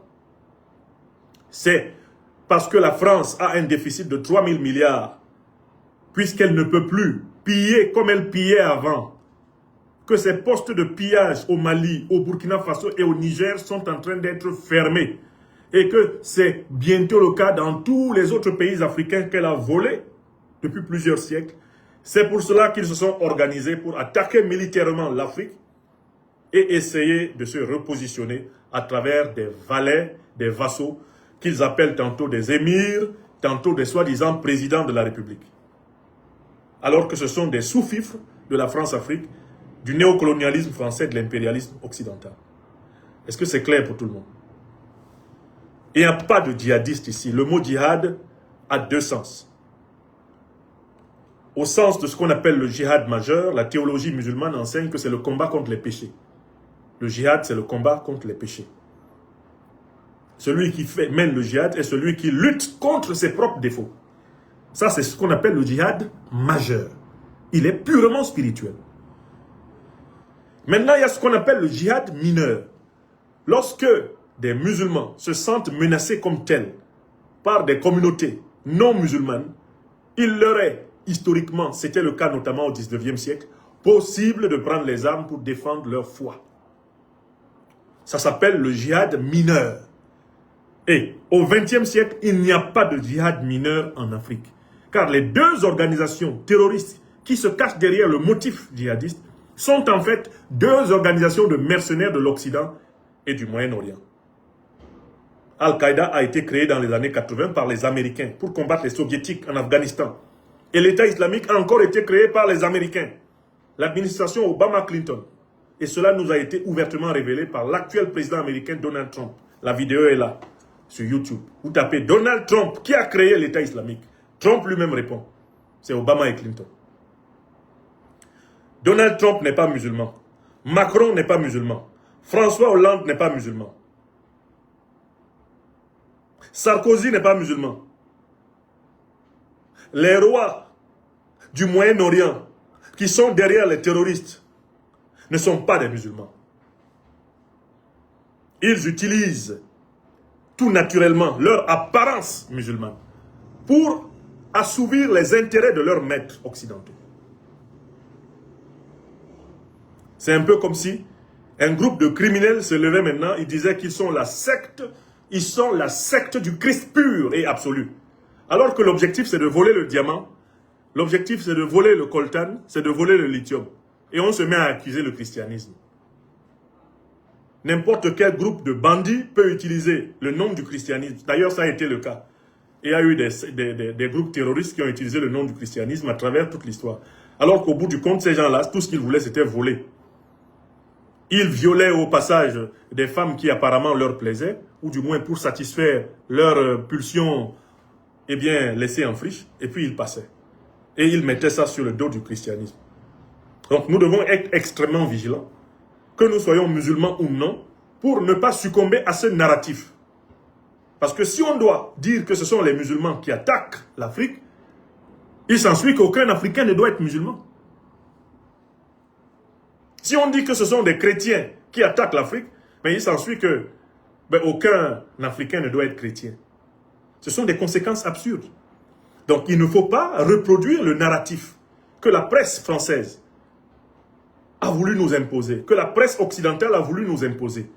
Il faut tout faire pour préserver l'islam africain de la domination de l'opprobre, de la salissure et de la honte terroriste. Et c'est important, je le dis, par exemple, au service de communication de l'Africa Corps. L'Africa Corps qui publie, et qui est le détachement de l'armée russe, soutenant ici au Mali par exemple, et en Afrique de l'Ouest, eh bien la lutte antiterroriste africaine. N'utilisez pas le concept de djihad, s'il vous plaît, par respect pour les musulmans. Ne reproduisez pas les éléments de langage que Paris, Washington, Bruxelles ont dicté au monde pour parler de ce qui se passe en Afrique. Appelez-les terroristes, mercenaires, mercenaires de Paris, mercenaires de l'OTAN, mercenaires du Moyen-Orient. C'est ce qu'ils sont. Ne cédons pas à ce mensonge. Ne nous soumettons pas à ce mensonge. Car en nous soumettant à ce mensonge, nous aidons l'ennemi. Ils disent donc qu'il y aurait des djihadistes du JNIM. Il n'y a pas de djihadistes. Il y a des terroristes du JNIM. Ensuite, il dit qu'il y a des rebelles Touareg. Non. L'expression rebelle Touareg veut essayer d'enfermer l'ethnie des Touaregs dans le terrorisme. Il n'y a pas de rebelles Touareg ici, au Mali. Il n'y a pas de rebelles Touareg. Pourquoi? Parce que le fameux Azawad, que certaines personnes revendiquent comme l'État qu'ils aimeraient créer, est une pure fabrication des renseignements généraux français. Il n'a jamais existé. Dans le passé lointain du territoire malien, il n'a jamais existé. Et les meilleurs spécialistes ayant étudié ces questions s'accordent à reconnaître qu'il s'agit d'éléments de langage qui ont été fabriqués par les renseignements généraux français afin d'empêcher le gouvernement de Bamako d'avoir prépondérance sur la gestion des matières premières stratégiques du Nord Mali. On a créé de toutes pièces le mythe d'un soi-disant État de l'Azawad qui n'a jamais existé, ni hier, ni aujourd'hui, ni demain. Le tout pour essayer de partitionner le Mali et d'imposer au peuple malien d'accepter que Paris, Washington et leurs suppôts algériens, mauritaniens, etc. viennent voler le sous-sol du Mali pendant que les dirigeants de Bamako doivent fermer les yeux. C'est tout. Donc il n'y a pas de rebelles ici. Ce sont des mercenaires du colonialisme, du néocolonialisme français. Ce sont des mercenaires. Ce que vous appelez rebelles Touareg là, on ne connaît pas ça. Il n'y a pas de rebelle Touareg. L'expression rebelle Touareg, elle aussi, est un narratif qui a pour but d'englober toute notre ethnie africaine Touareg dans le terrorisme. On veut absolument forcer les Africains et forcer l'opinion du monde entier à considérer que dès qu'on dit Touareg, on veut dire rebelle et on veut dire terroriste. Ils ont voulu forcer à un moment donné que l'on pense que dès qu'on dit Peul, c'est qu'on est en train de dire terroriste ou qu'on est en train de dire rebelle. Nous refusons aussi cela. Nous qui savons lire et qui avons la responsabilité d'éclairer les masses africaines, nous vous invitons à refuser l'expression rebelle Touareg. Il n'y a pas de rebelle Touareg. Tout ce que nous on connaît dans le Nord ou partout ailleurs ici en Afrique, ce sont les terroristes impérialistes. Les terroristes au service de l'impérialisme. Voilà leur nom. Quelle que soit l'ethnie à laquelle ils appartiennent, il n'y a pas d'ethnie terroriste chez nous ici en Afrique. Il y a des terroristes et ils sont traités comme tels. Tu es terroriste, tu es Bambara, l'armée malienne te combat. Tu es terroriste, tu es Pelou, l'armée malienne te combat. Tu es terroriste, tu es Dogon, l'armée malienne te combat. Tu es terroriste, tu es Touareg, l'armée malienne te combat. Si vous êtes 10 terroristes et puis il y a 5 Touaregs dedans, Le nombre de Touaregs qu'il y a dedans n'a aucune valeur pour nous. Ce qui est important, c'est que vous êtes terroriste. Et vous devez être combattu comme tel. Aya Sever. L'armée malienne ne combat pas une ethnie. Les armées sahéliennes ne combattent pas les ethnies. Parce que les armées sahéliennes sont composées de toutes les ethnies du Sahel. Aucun militaire malien, Touareg, ne participerait au combat contre les terroristes s'il pensait sérieusement que ces combats ont pour but l'éradication de son propre groupe ethnique. Aucun militaire malien, Peul, ne participerait à la lutte contre le terrorisme s'il avait la moindre preuve que cette lutte contre le terrorisme a pour but d'éradiquer sa propre ethnie. Le peuple malien, les peuples sahéliens sont métissés, mélangés, enchevêtrés, condamnés à vivre ensemble. Nous ne céderons pas, nous ne succomberons pas à la fabrication artificielle d'une tentative de génocide Touareg ou Peul, car cette fabrication, elle fait partie des plans des renseignements généraux français, elle fait partie des plans criminels des impérialistes, mais les patriotes panafricains du Mali, du Burkina Faso, du Niger et de tout le continent ne tomberont jamais dans ce piège. Nous sommes tous Touaregs, nous sommes tous Peul, nous sommes tous Bambara, nous sommes tous Bassa, nous sommes tous Bamileke, nous sommes tous Haoussa, nous sommes tous Africains. Écrivez ça. Nous sommes tous Soraï, nous sommes tous Dogon, nous sommes tous Bambara. Et nous sommes tous opposés au terrorisme. Ceux qui sont pour le terrorisme, eh bien, nos forces armées les combattent. C'est tout. Toi qui décides de te mettre du côté du terrorisme, quand tu vas là-bas, tu ne vas pas là-bas avec ton ethnie. Tu vas avec ta tête. Et il n'y a pas d'ethnie terroriste. Donc quand quelqu'un meurt là, en train de faire du terrorisme, son ethnie n'intéresse personne de sérieux. Bruno Fuchs, il est fou ou bien il s'en fout? Ou bien c'est les deux. Il est fou et il s'en fout. C'est vraiment cela l'hypothèse la plus sûre. Alors donc, Bruno Fuchs donne la réponse suivante à cette question. Parce que là, j'étais en train de démontrer que la question est fausse. La question des journalistes français même, elle est remplie de fausseté. Ce sont des journalistes embedded, des journalistes corrompus par le narratif néocolonialiste. Et lui, il répond, citation, lui qui est le bras droit, l'un des bras droits du chef de la junte néocolonialiste et terroriste française Emmanuel Macron, Fuchs dit ceci, la junte malienne a quelques jours à vivre ou quelques semaines à vivre. Citation, hein, un député de l'Assemblée nationale française, parlant d'un gouvernement, d'un pays africain, dit ceci. La junte malienne a quelques jours à vivre ou quelques semaines à vivre.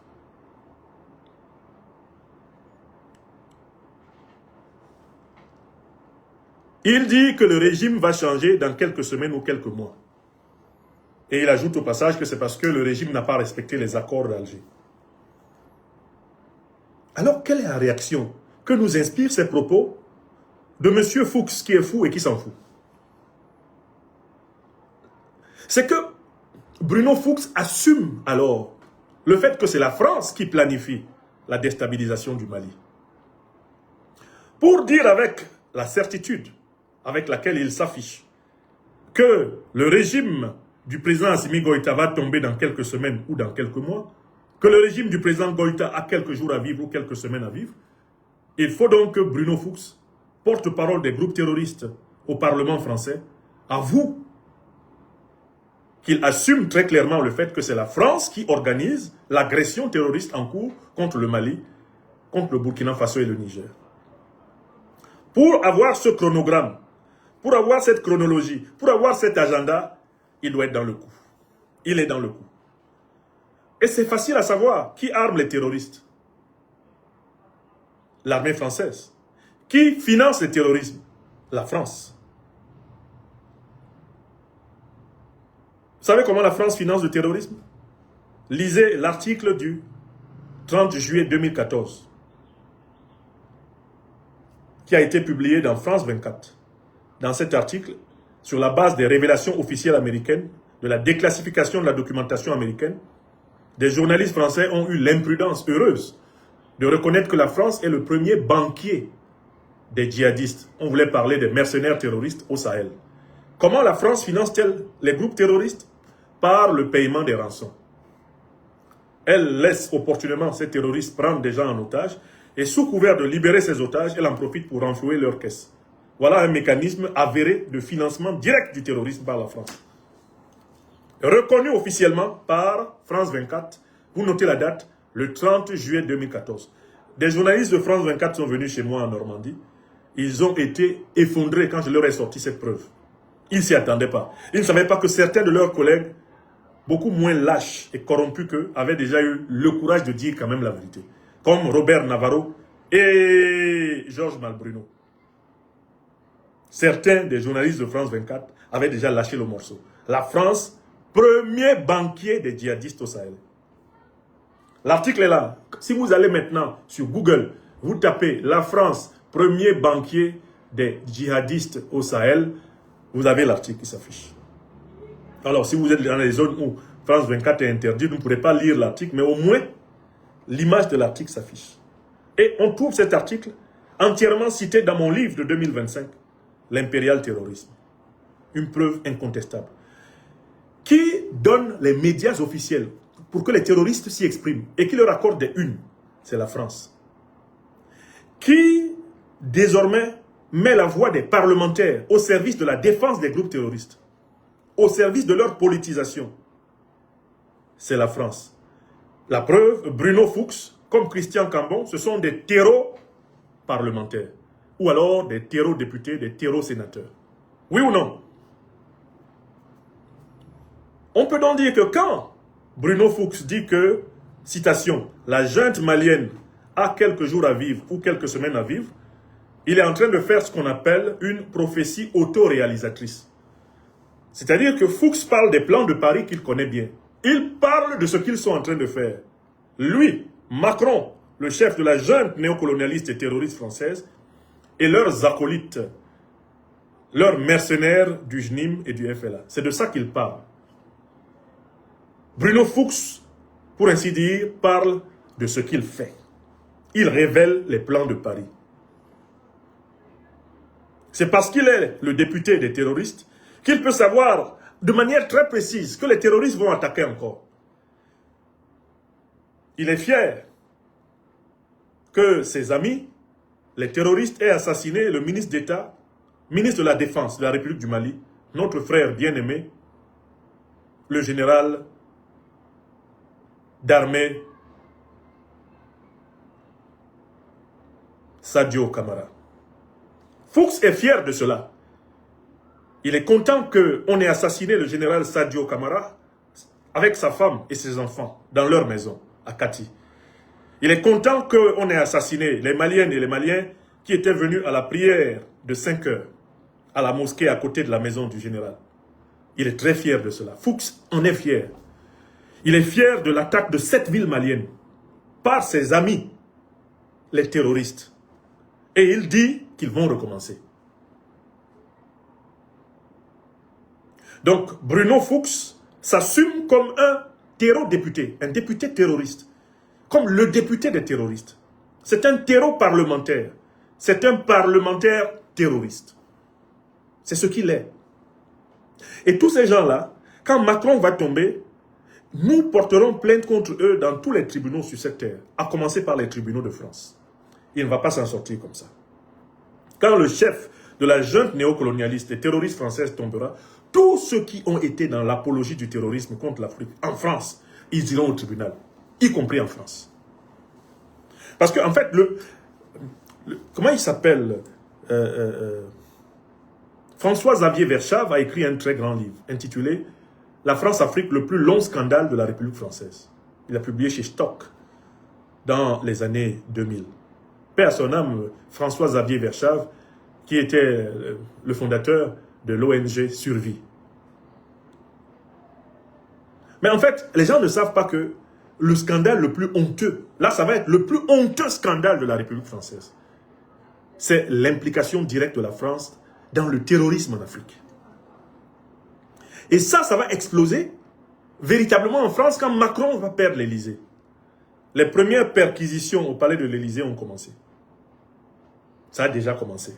Les juges ont réussi à entrer le 21 mai passé au palais de l'Élysée. Bien sûr, Macron avait déjà débarrassé toutes les traces de ses activités de fripouille. Mais cette affaire-là, toutes les affaires qu'il traîne vont le rattraper. Et Fuchs aura droit à un procès des victimes du terrorisme, pour apologie du terrorisme, dans la presse d'État française. Il dit, la junte malienne a quelques jours à vivre, ou quelques semaines à vivre. Donc il assume. Il assume l'assassinat d'un ministre d'État du Mali, d'un général de l'armée malienne. Il assume cela. Il assume l'assassinat de la femme et des enfants de cet homme. Il assume l'assassinat des innocents qui priaient à côté. Est-ce que vous imaginez cela? Un député d'une soi-disant république, soi-disant État de droit et démocratique. Et cela est publié dans RFI. Cela est publié dans les médias d'État français. Quelqu'un qui assume une activité terroriste. Mais nous avions déjà été prévenus par Christian Cambon, qui avait dit que le Mali regrettera de s'être séparé brutalement, entre guillemets, des forces françaises. Ils avaient déjà juré qu'ils auraient la peau du Mali pour cela. Vous avez compris? Donc ce sont des assassins, ceux qui sont morts à Kidal par la faute des terroristes, ils les assument. Fuchs est l'ami des assassins de Kidal. Ceux qui sont morts à Sévaré, ceux qui sont morts dans la région de Mopti, ceux qui sont morts à Gao, ceux qui sont morts à Tessalit, ceux qui peuvent être morts à Aguelhok par la faute des groupes terroristes, tous ces morts-là, Bruno Fuchs, qui s'en fout et qui est fou, les assume. Donc c'est un plan qui a été avoué. Avec Bruno Fuchs, la France assume ouvertement son statut de parrain du terrorisme au Sahel, du terrorisme en Afrique. Et le journaliste pose à Bruno Fuchs quels sont les scénarios. Pour vous dire que c'est planifié en France. RFI demande à Fuchs quels sont les scénarios envisageables. Et il dit qu'il n'y a que... Réponse de Fuchs, ça c'est la 5e question. Il dit qu'il n'y a que deux scénarios possibles. Premier scénario, il faut que le gouvernement malien, à la tête duquel le président Assimi Goïta, accepte d'ouvrir des négociations avec les terroristes et d'intégrer les terroristes à l'intérieur de l'appareil d'État. Est-ce que vous comprenez? Fuchs dit que le président Assimi Goïta doit accepter d'entrer en négociation avec Al-Qaïda, avec l'État islamique, d'entrer en négociation avec les soi-disant FLA, mais en fait avec les terroristes, pour que ceux-ci entrent à l'intérieur du gouvernement au Mali. Il va même plus loin, en disant que seul le partage du pouvoir avec les groupes terroristes va apporter la paix au Mali. Ça, c'est le premier scénario. Le président Assimi Goïta accepte de partager le pouvoir avec les terroristes. Et ainsi, il entre dans une espèce de fédération malienne où les terroristes auront leur zone. Et lui et le reste du Mali auront leur zone. C'est ce qu'il dit, hein? C'est écrit noir sur blanc. Il dit que c'est le seul cas où le président Assimi Goïta et ses compagnons peuvent s'en sortir. Et il dit, il y a un deuxième scénario. Si le président Assimi Goïta refuse de négocier avec les terroristes, alors, de toutes les façons, il sera lâché complètement par la Russie et les terroristes vont gagner la guerre. Ils vont prendre le pouvoir et ils vont créer un État fédéral malien, un califat soi-disant islamique malien sur le modèle de l'Afghanistan. C'est écrit noir sur blanc. Hein. C'est écrit noir sur blanc. C'est ce qui est écrit dans l'interview que ce criminel parlementaire a délivré. Donc, je vous ai dit que la déstabilisation du Mali et du Sahel a été planifiée par les services français. Là, vous avez un député français qui déploie le plan sur la table. Ils ont déjà tout planifié. Et il n'a pas honte d'assumer. Mais en fait, prenons le premier cas. Premier cas évoqué par Bruno Fuchs, le fou qui s'en fout. Fuchs dit que le président Assimi Goïta doit accepter de partager le pouvoir avec les terroristes. Mais qui sont les terroristes? Mais c'est la France. Qui est le patron des terroristes? Mais c'est la France. Si le président Assimi Goïta doit accepter de partager le pouvoir avec les groupes terroristes, ça veut dire que la France doit reprendre le contrôle du Mali. C'est clair ou c'est pas clair?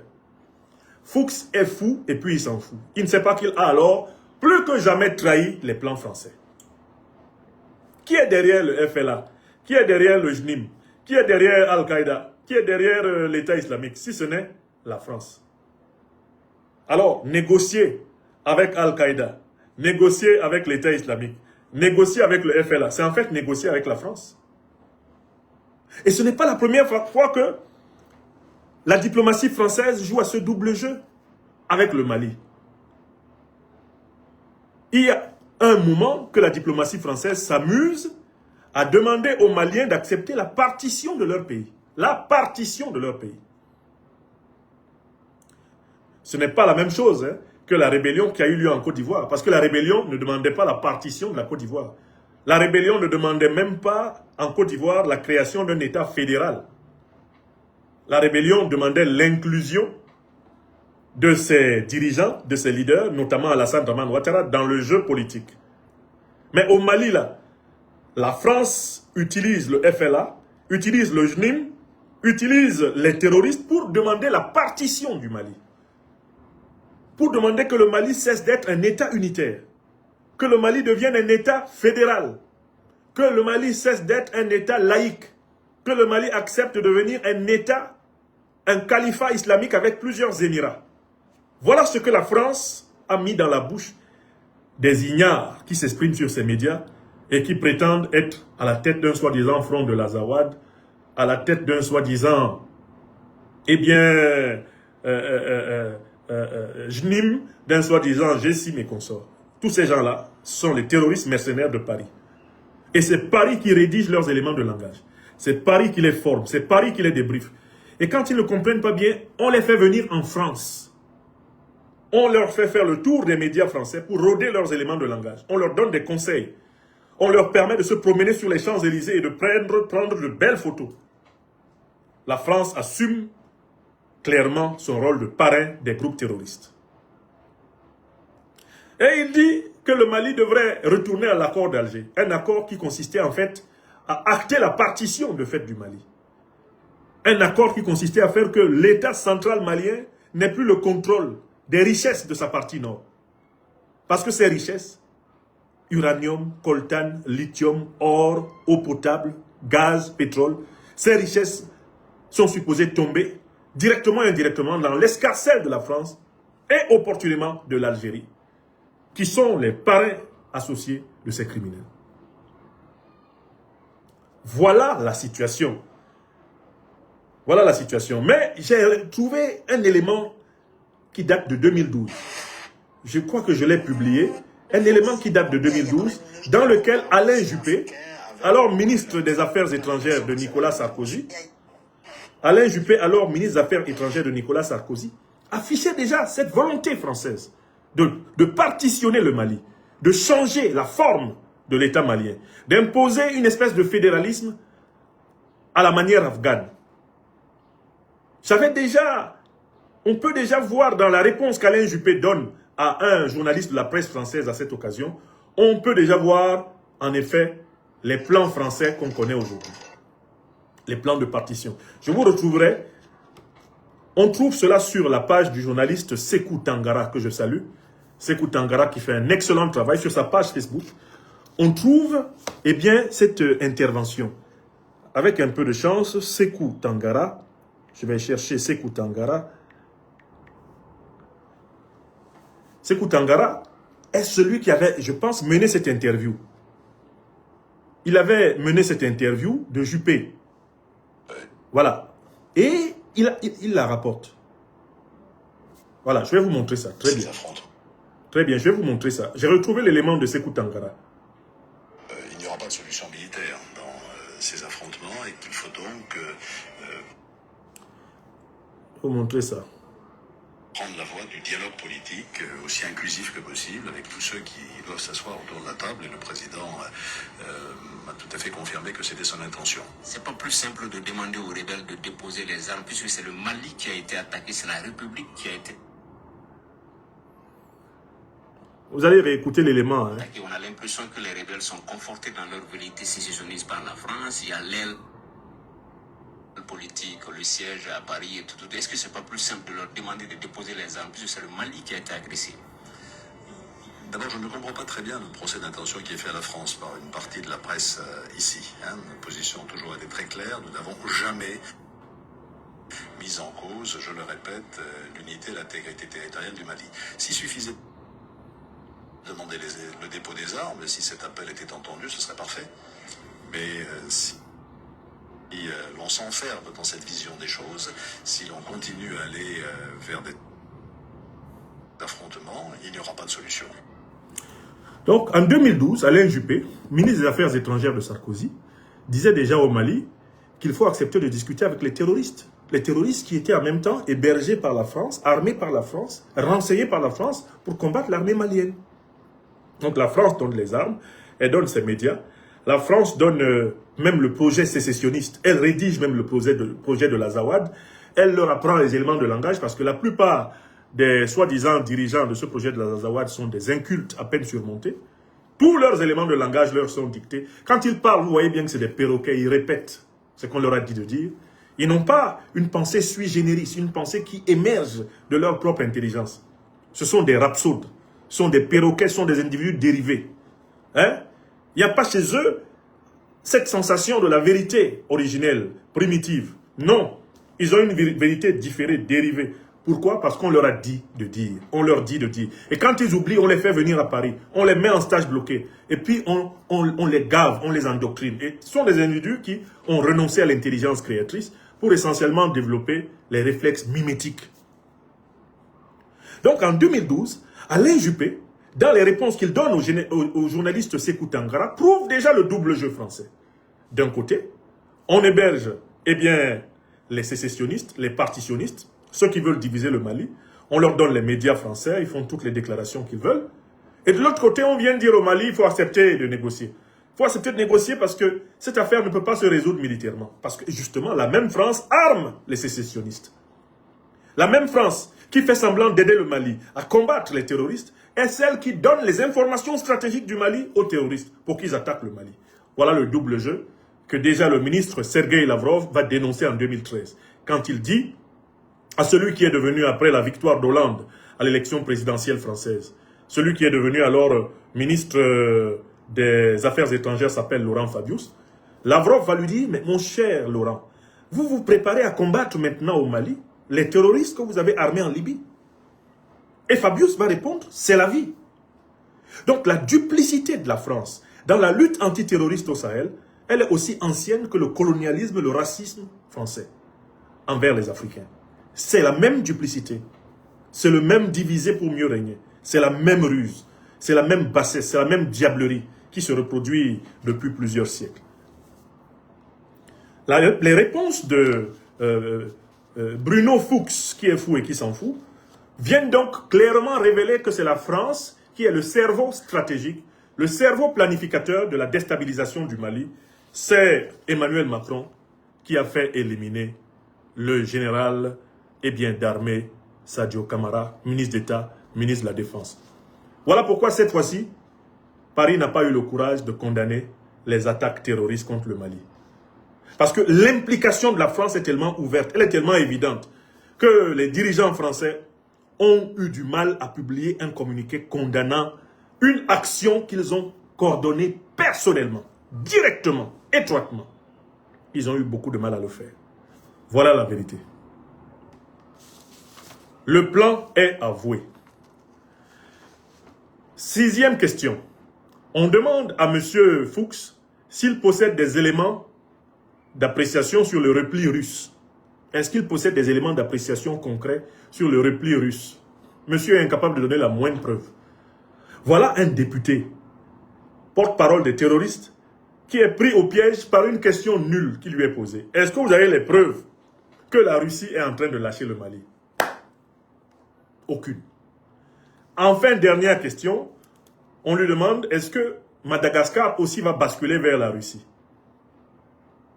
Il prétend que la Russie va fuir le Sahel sous la pression ennemie et que la Russie veut aller sur l'île de Madagascar pour s'y construire une zone opérationnelle plus intéressante. Mais que même là-bas, la France va l'en empêcher. C'est assez marrant. Nous devons répondre à ces balivernes par les arguments suivants. D'abord, la France n'a rien dans son sous-sol. Si on enlève à la France ses départements d'outre-mer, ses territoires d'outre-mer, elle a encore moins que rien dans son sous-sol. La Russie, elle, c'est un État-continent. La Fédération de Russie est un État-continent. Elle a un sous-sol immensément riche en ressources énergétiques. La Russie est même énergétiquement autonome.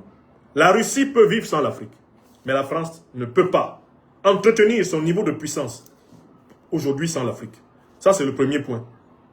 Et cela nous permet de comprendre pourquoi les appétits de la France envers l'Afrique sont plus voraces et plus criminels que ceux qu'elle attribue à la Russie. La France néocoloniale prête à la Russie sa propre voracité. Elle, la France néocoloniale. La Russie a du gaz. La Russie a du pétrole. La Russie a de l'uranium. La Russie a de l'or dans son sous-sol. La Russie possède une industrie économique et une industrie militaire qui lui permettent de vivre, s'il le faut, en autarcie. Et la Russie a une tradition de résilience hors pair. Depuis que la Russie moderne existe, aucun pays sur cette terre n'a mis son dos à terre. Aucun pays. Alors que la France a perdu toutes ses guerres. Comme l'a dit le grand Yambo Oulogem, il n'y a pas pire lâche que les néocolonialistes français. Quand il faut défendre leur pays, ils vont chercher la chair à canon dans le pays des autres. Jamais ils n'ont été capables de mener eux-mêmes une guerre victorieuse. Même les guerres napoléoniennes. Napoléon, qui était-il? Un Corse. Et les Corses ne se reconnaissent pas tous français. Même Napoléon, qui a gagné certaines batailles pour eux,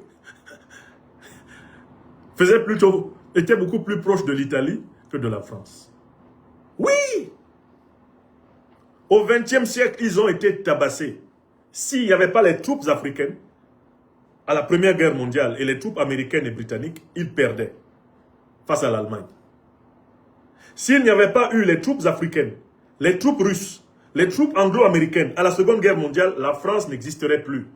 Sardou l'a mis dans une chanson, oubliant que c'est l'Afrique qui a servi de chair à canon à la France.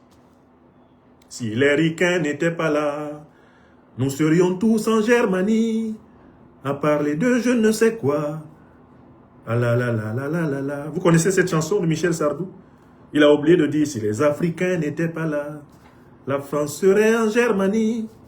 On parlerait tous allemand, et on ne saurait plus qui on était. Si les Popov n'étaient pas là, il n'y aurait plus jamais de France, car Hitler les aurait écrasés et les aurait à jamais soumis. Il faut que Sardou, je crois qu'il est vivant, il faut qu'il réécrive sa chanson en respectant les enseignements de l'histoire. Et je recommande à Michel Sardou de s'intéresser au travail qui a été fait par Francis Cabrel dans la chanson « C'est eux qui ont fait ». Cabrel est beaucoup plus honnête quand il raconte l'histoire des peuples qui ont souffert pour que l'Occident politique existe. Non, je ne vois pas dans quel rêve Bruno Fuchs se lève pour comparer la puissance française et la puissance russe. Il n'y a aucune commune mesure. Ni économique, ni militaire, ni géographique, ni énergétique, ni géopolitique, ni géostratégique. Comme on le sait tous, l'Ukraine est un cheval de Troie de l'OTAN pour combattre la Russie. Mais le président Vladimir Poutine a expliqué plusieurs fois pourquoi il ne raye pas l'Ukraine de la carte.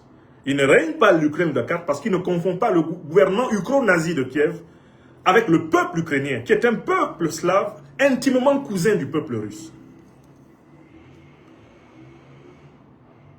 la Russie ne déploie pas contre l'Ukraine sa capacité de destruction totale.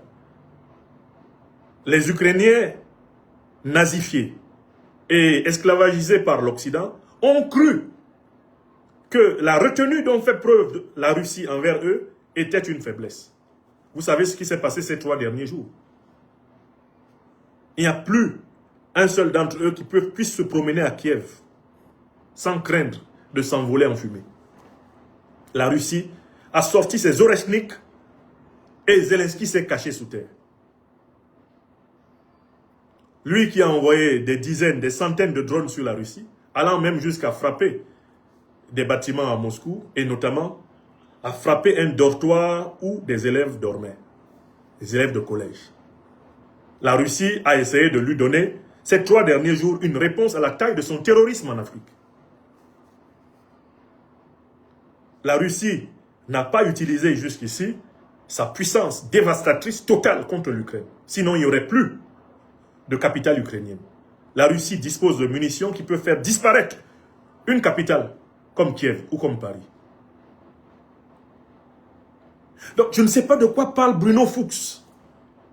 Avant lui, un autre Bruno, appelé le maire, parachuté, je ne sais sur la base de quelles compétences, au ministère de l'économie et des finances de la France, avait dit, c'était en 2022, nous allons effondrer l'économie russe. Bruno Le Maire, le romancier des parties annales, le spécialiste de l'anus. Je ne vous dis pas n'importe quoi. Hein. Il a écrit tout un roman pour décrire son plaisir énorme de la sexualité anale. Voilà les gens qui en sont supposés éduquer le peuple français.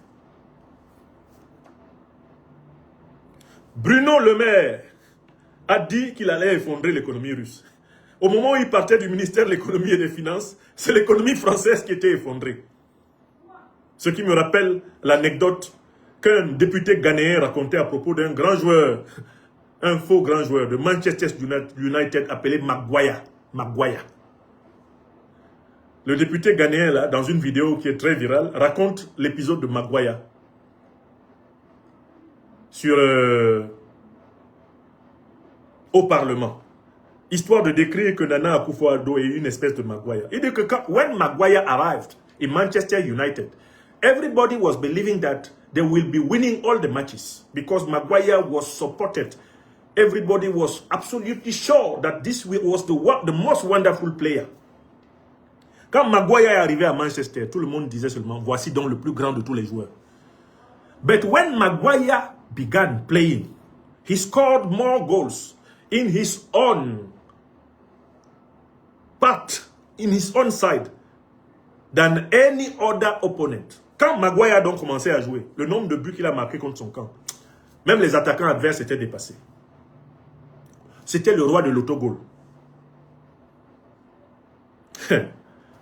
Mais en réalité,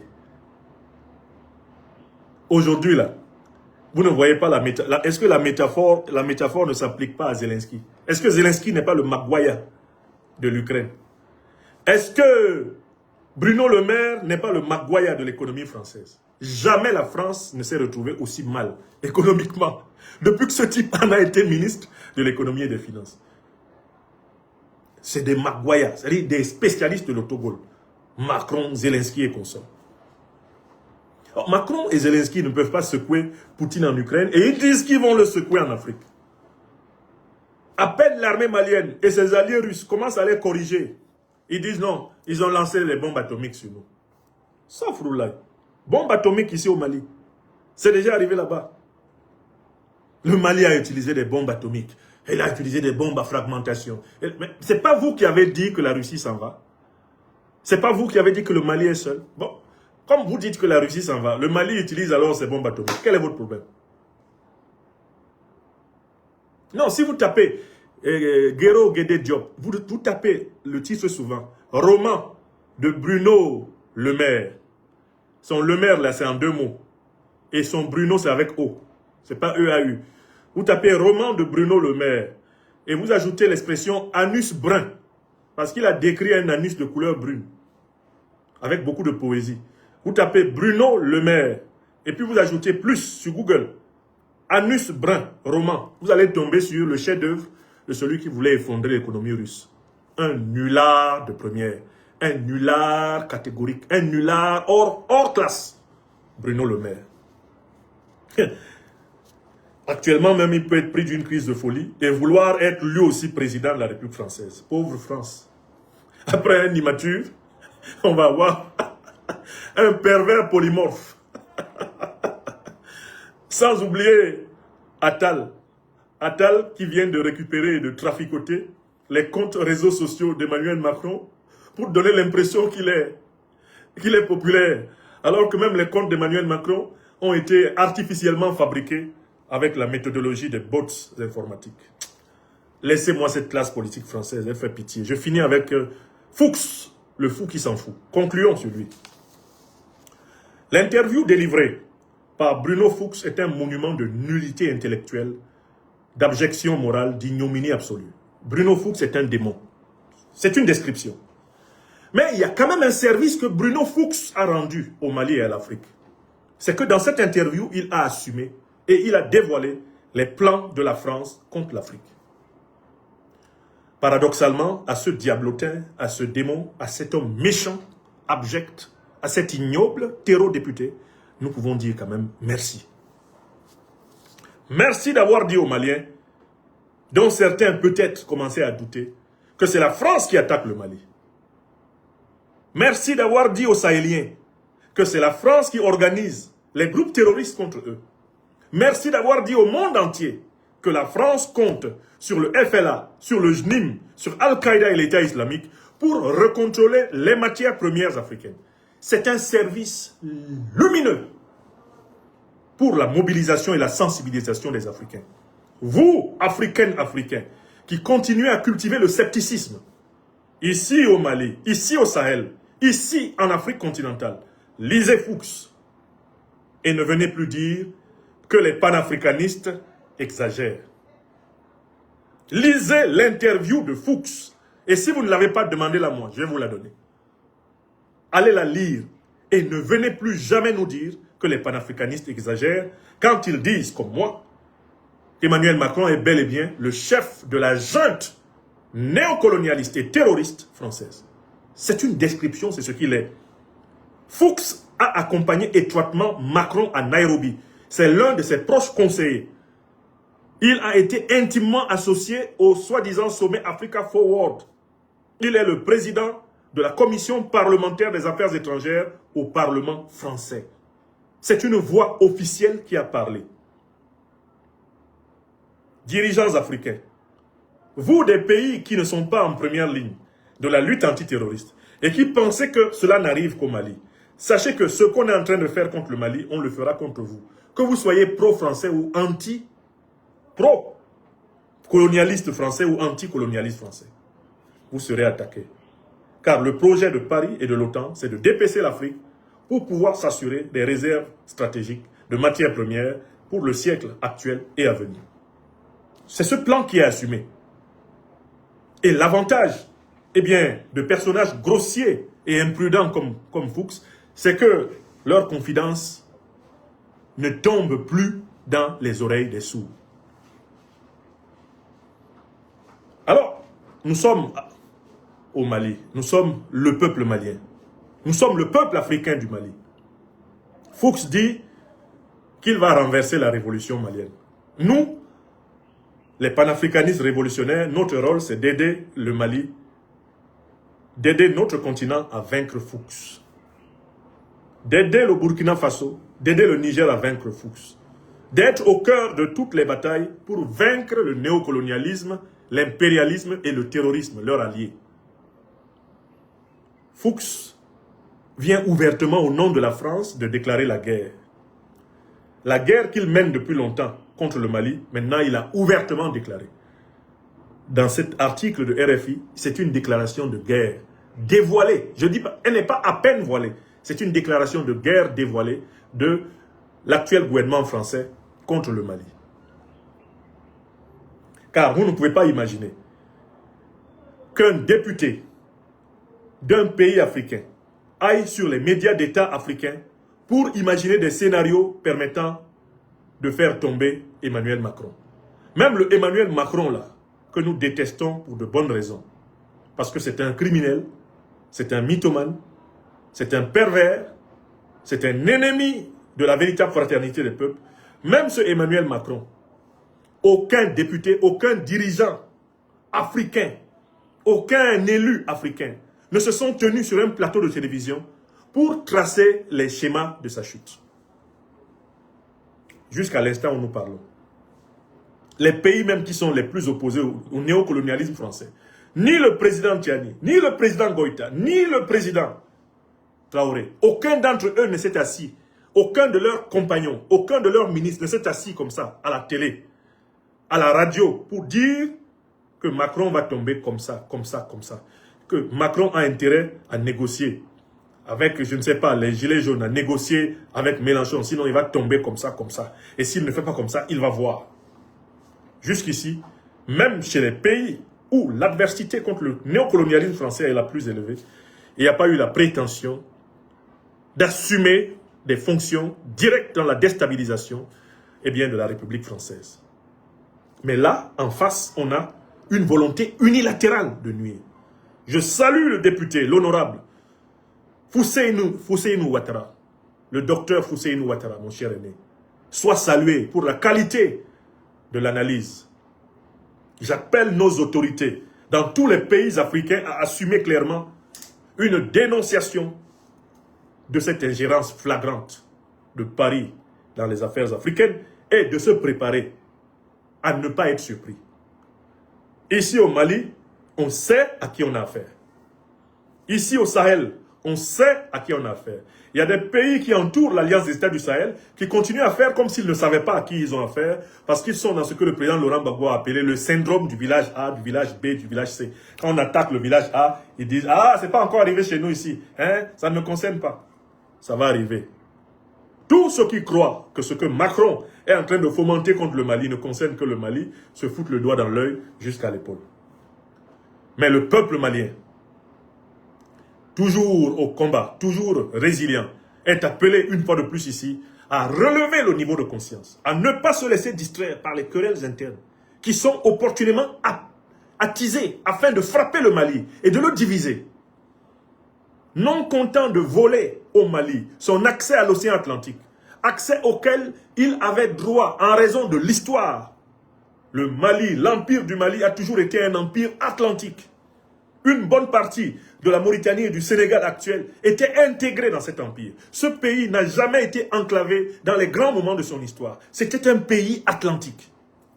Et c'est la France, voulant faire du Mali son réservoir naturel de matières premières à voler ad vitam aeternam. C'est la France qui a privé le Mali de l'accès à l'océan Atlantique. C'est elle qui a tracé au cordeau et à la règle ses frontières abjectes pour enclaver ce grand pays et pouvoir le dominer.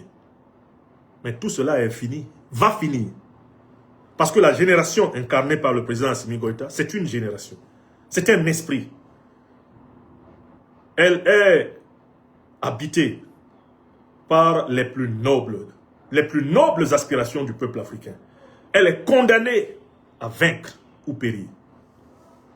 Que Dieu nous préserve de renoncer à cela même qui nous donne la dignité, cela même qui nous donne la fierté d'être des hommes sur la terre.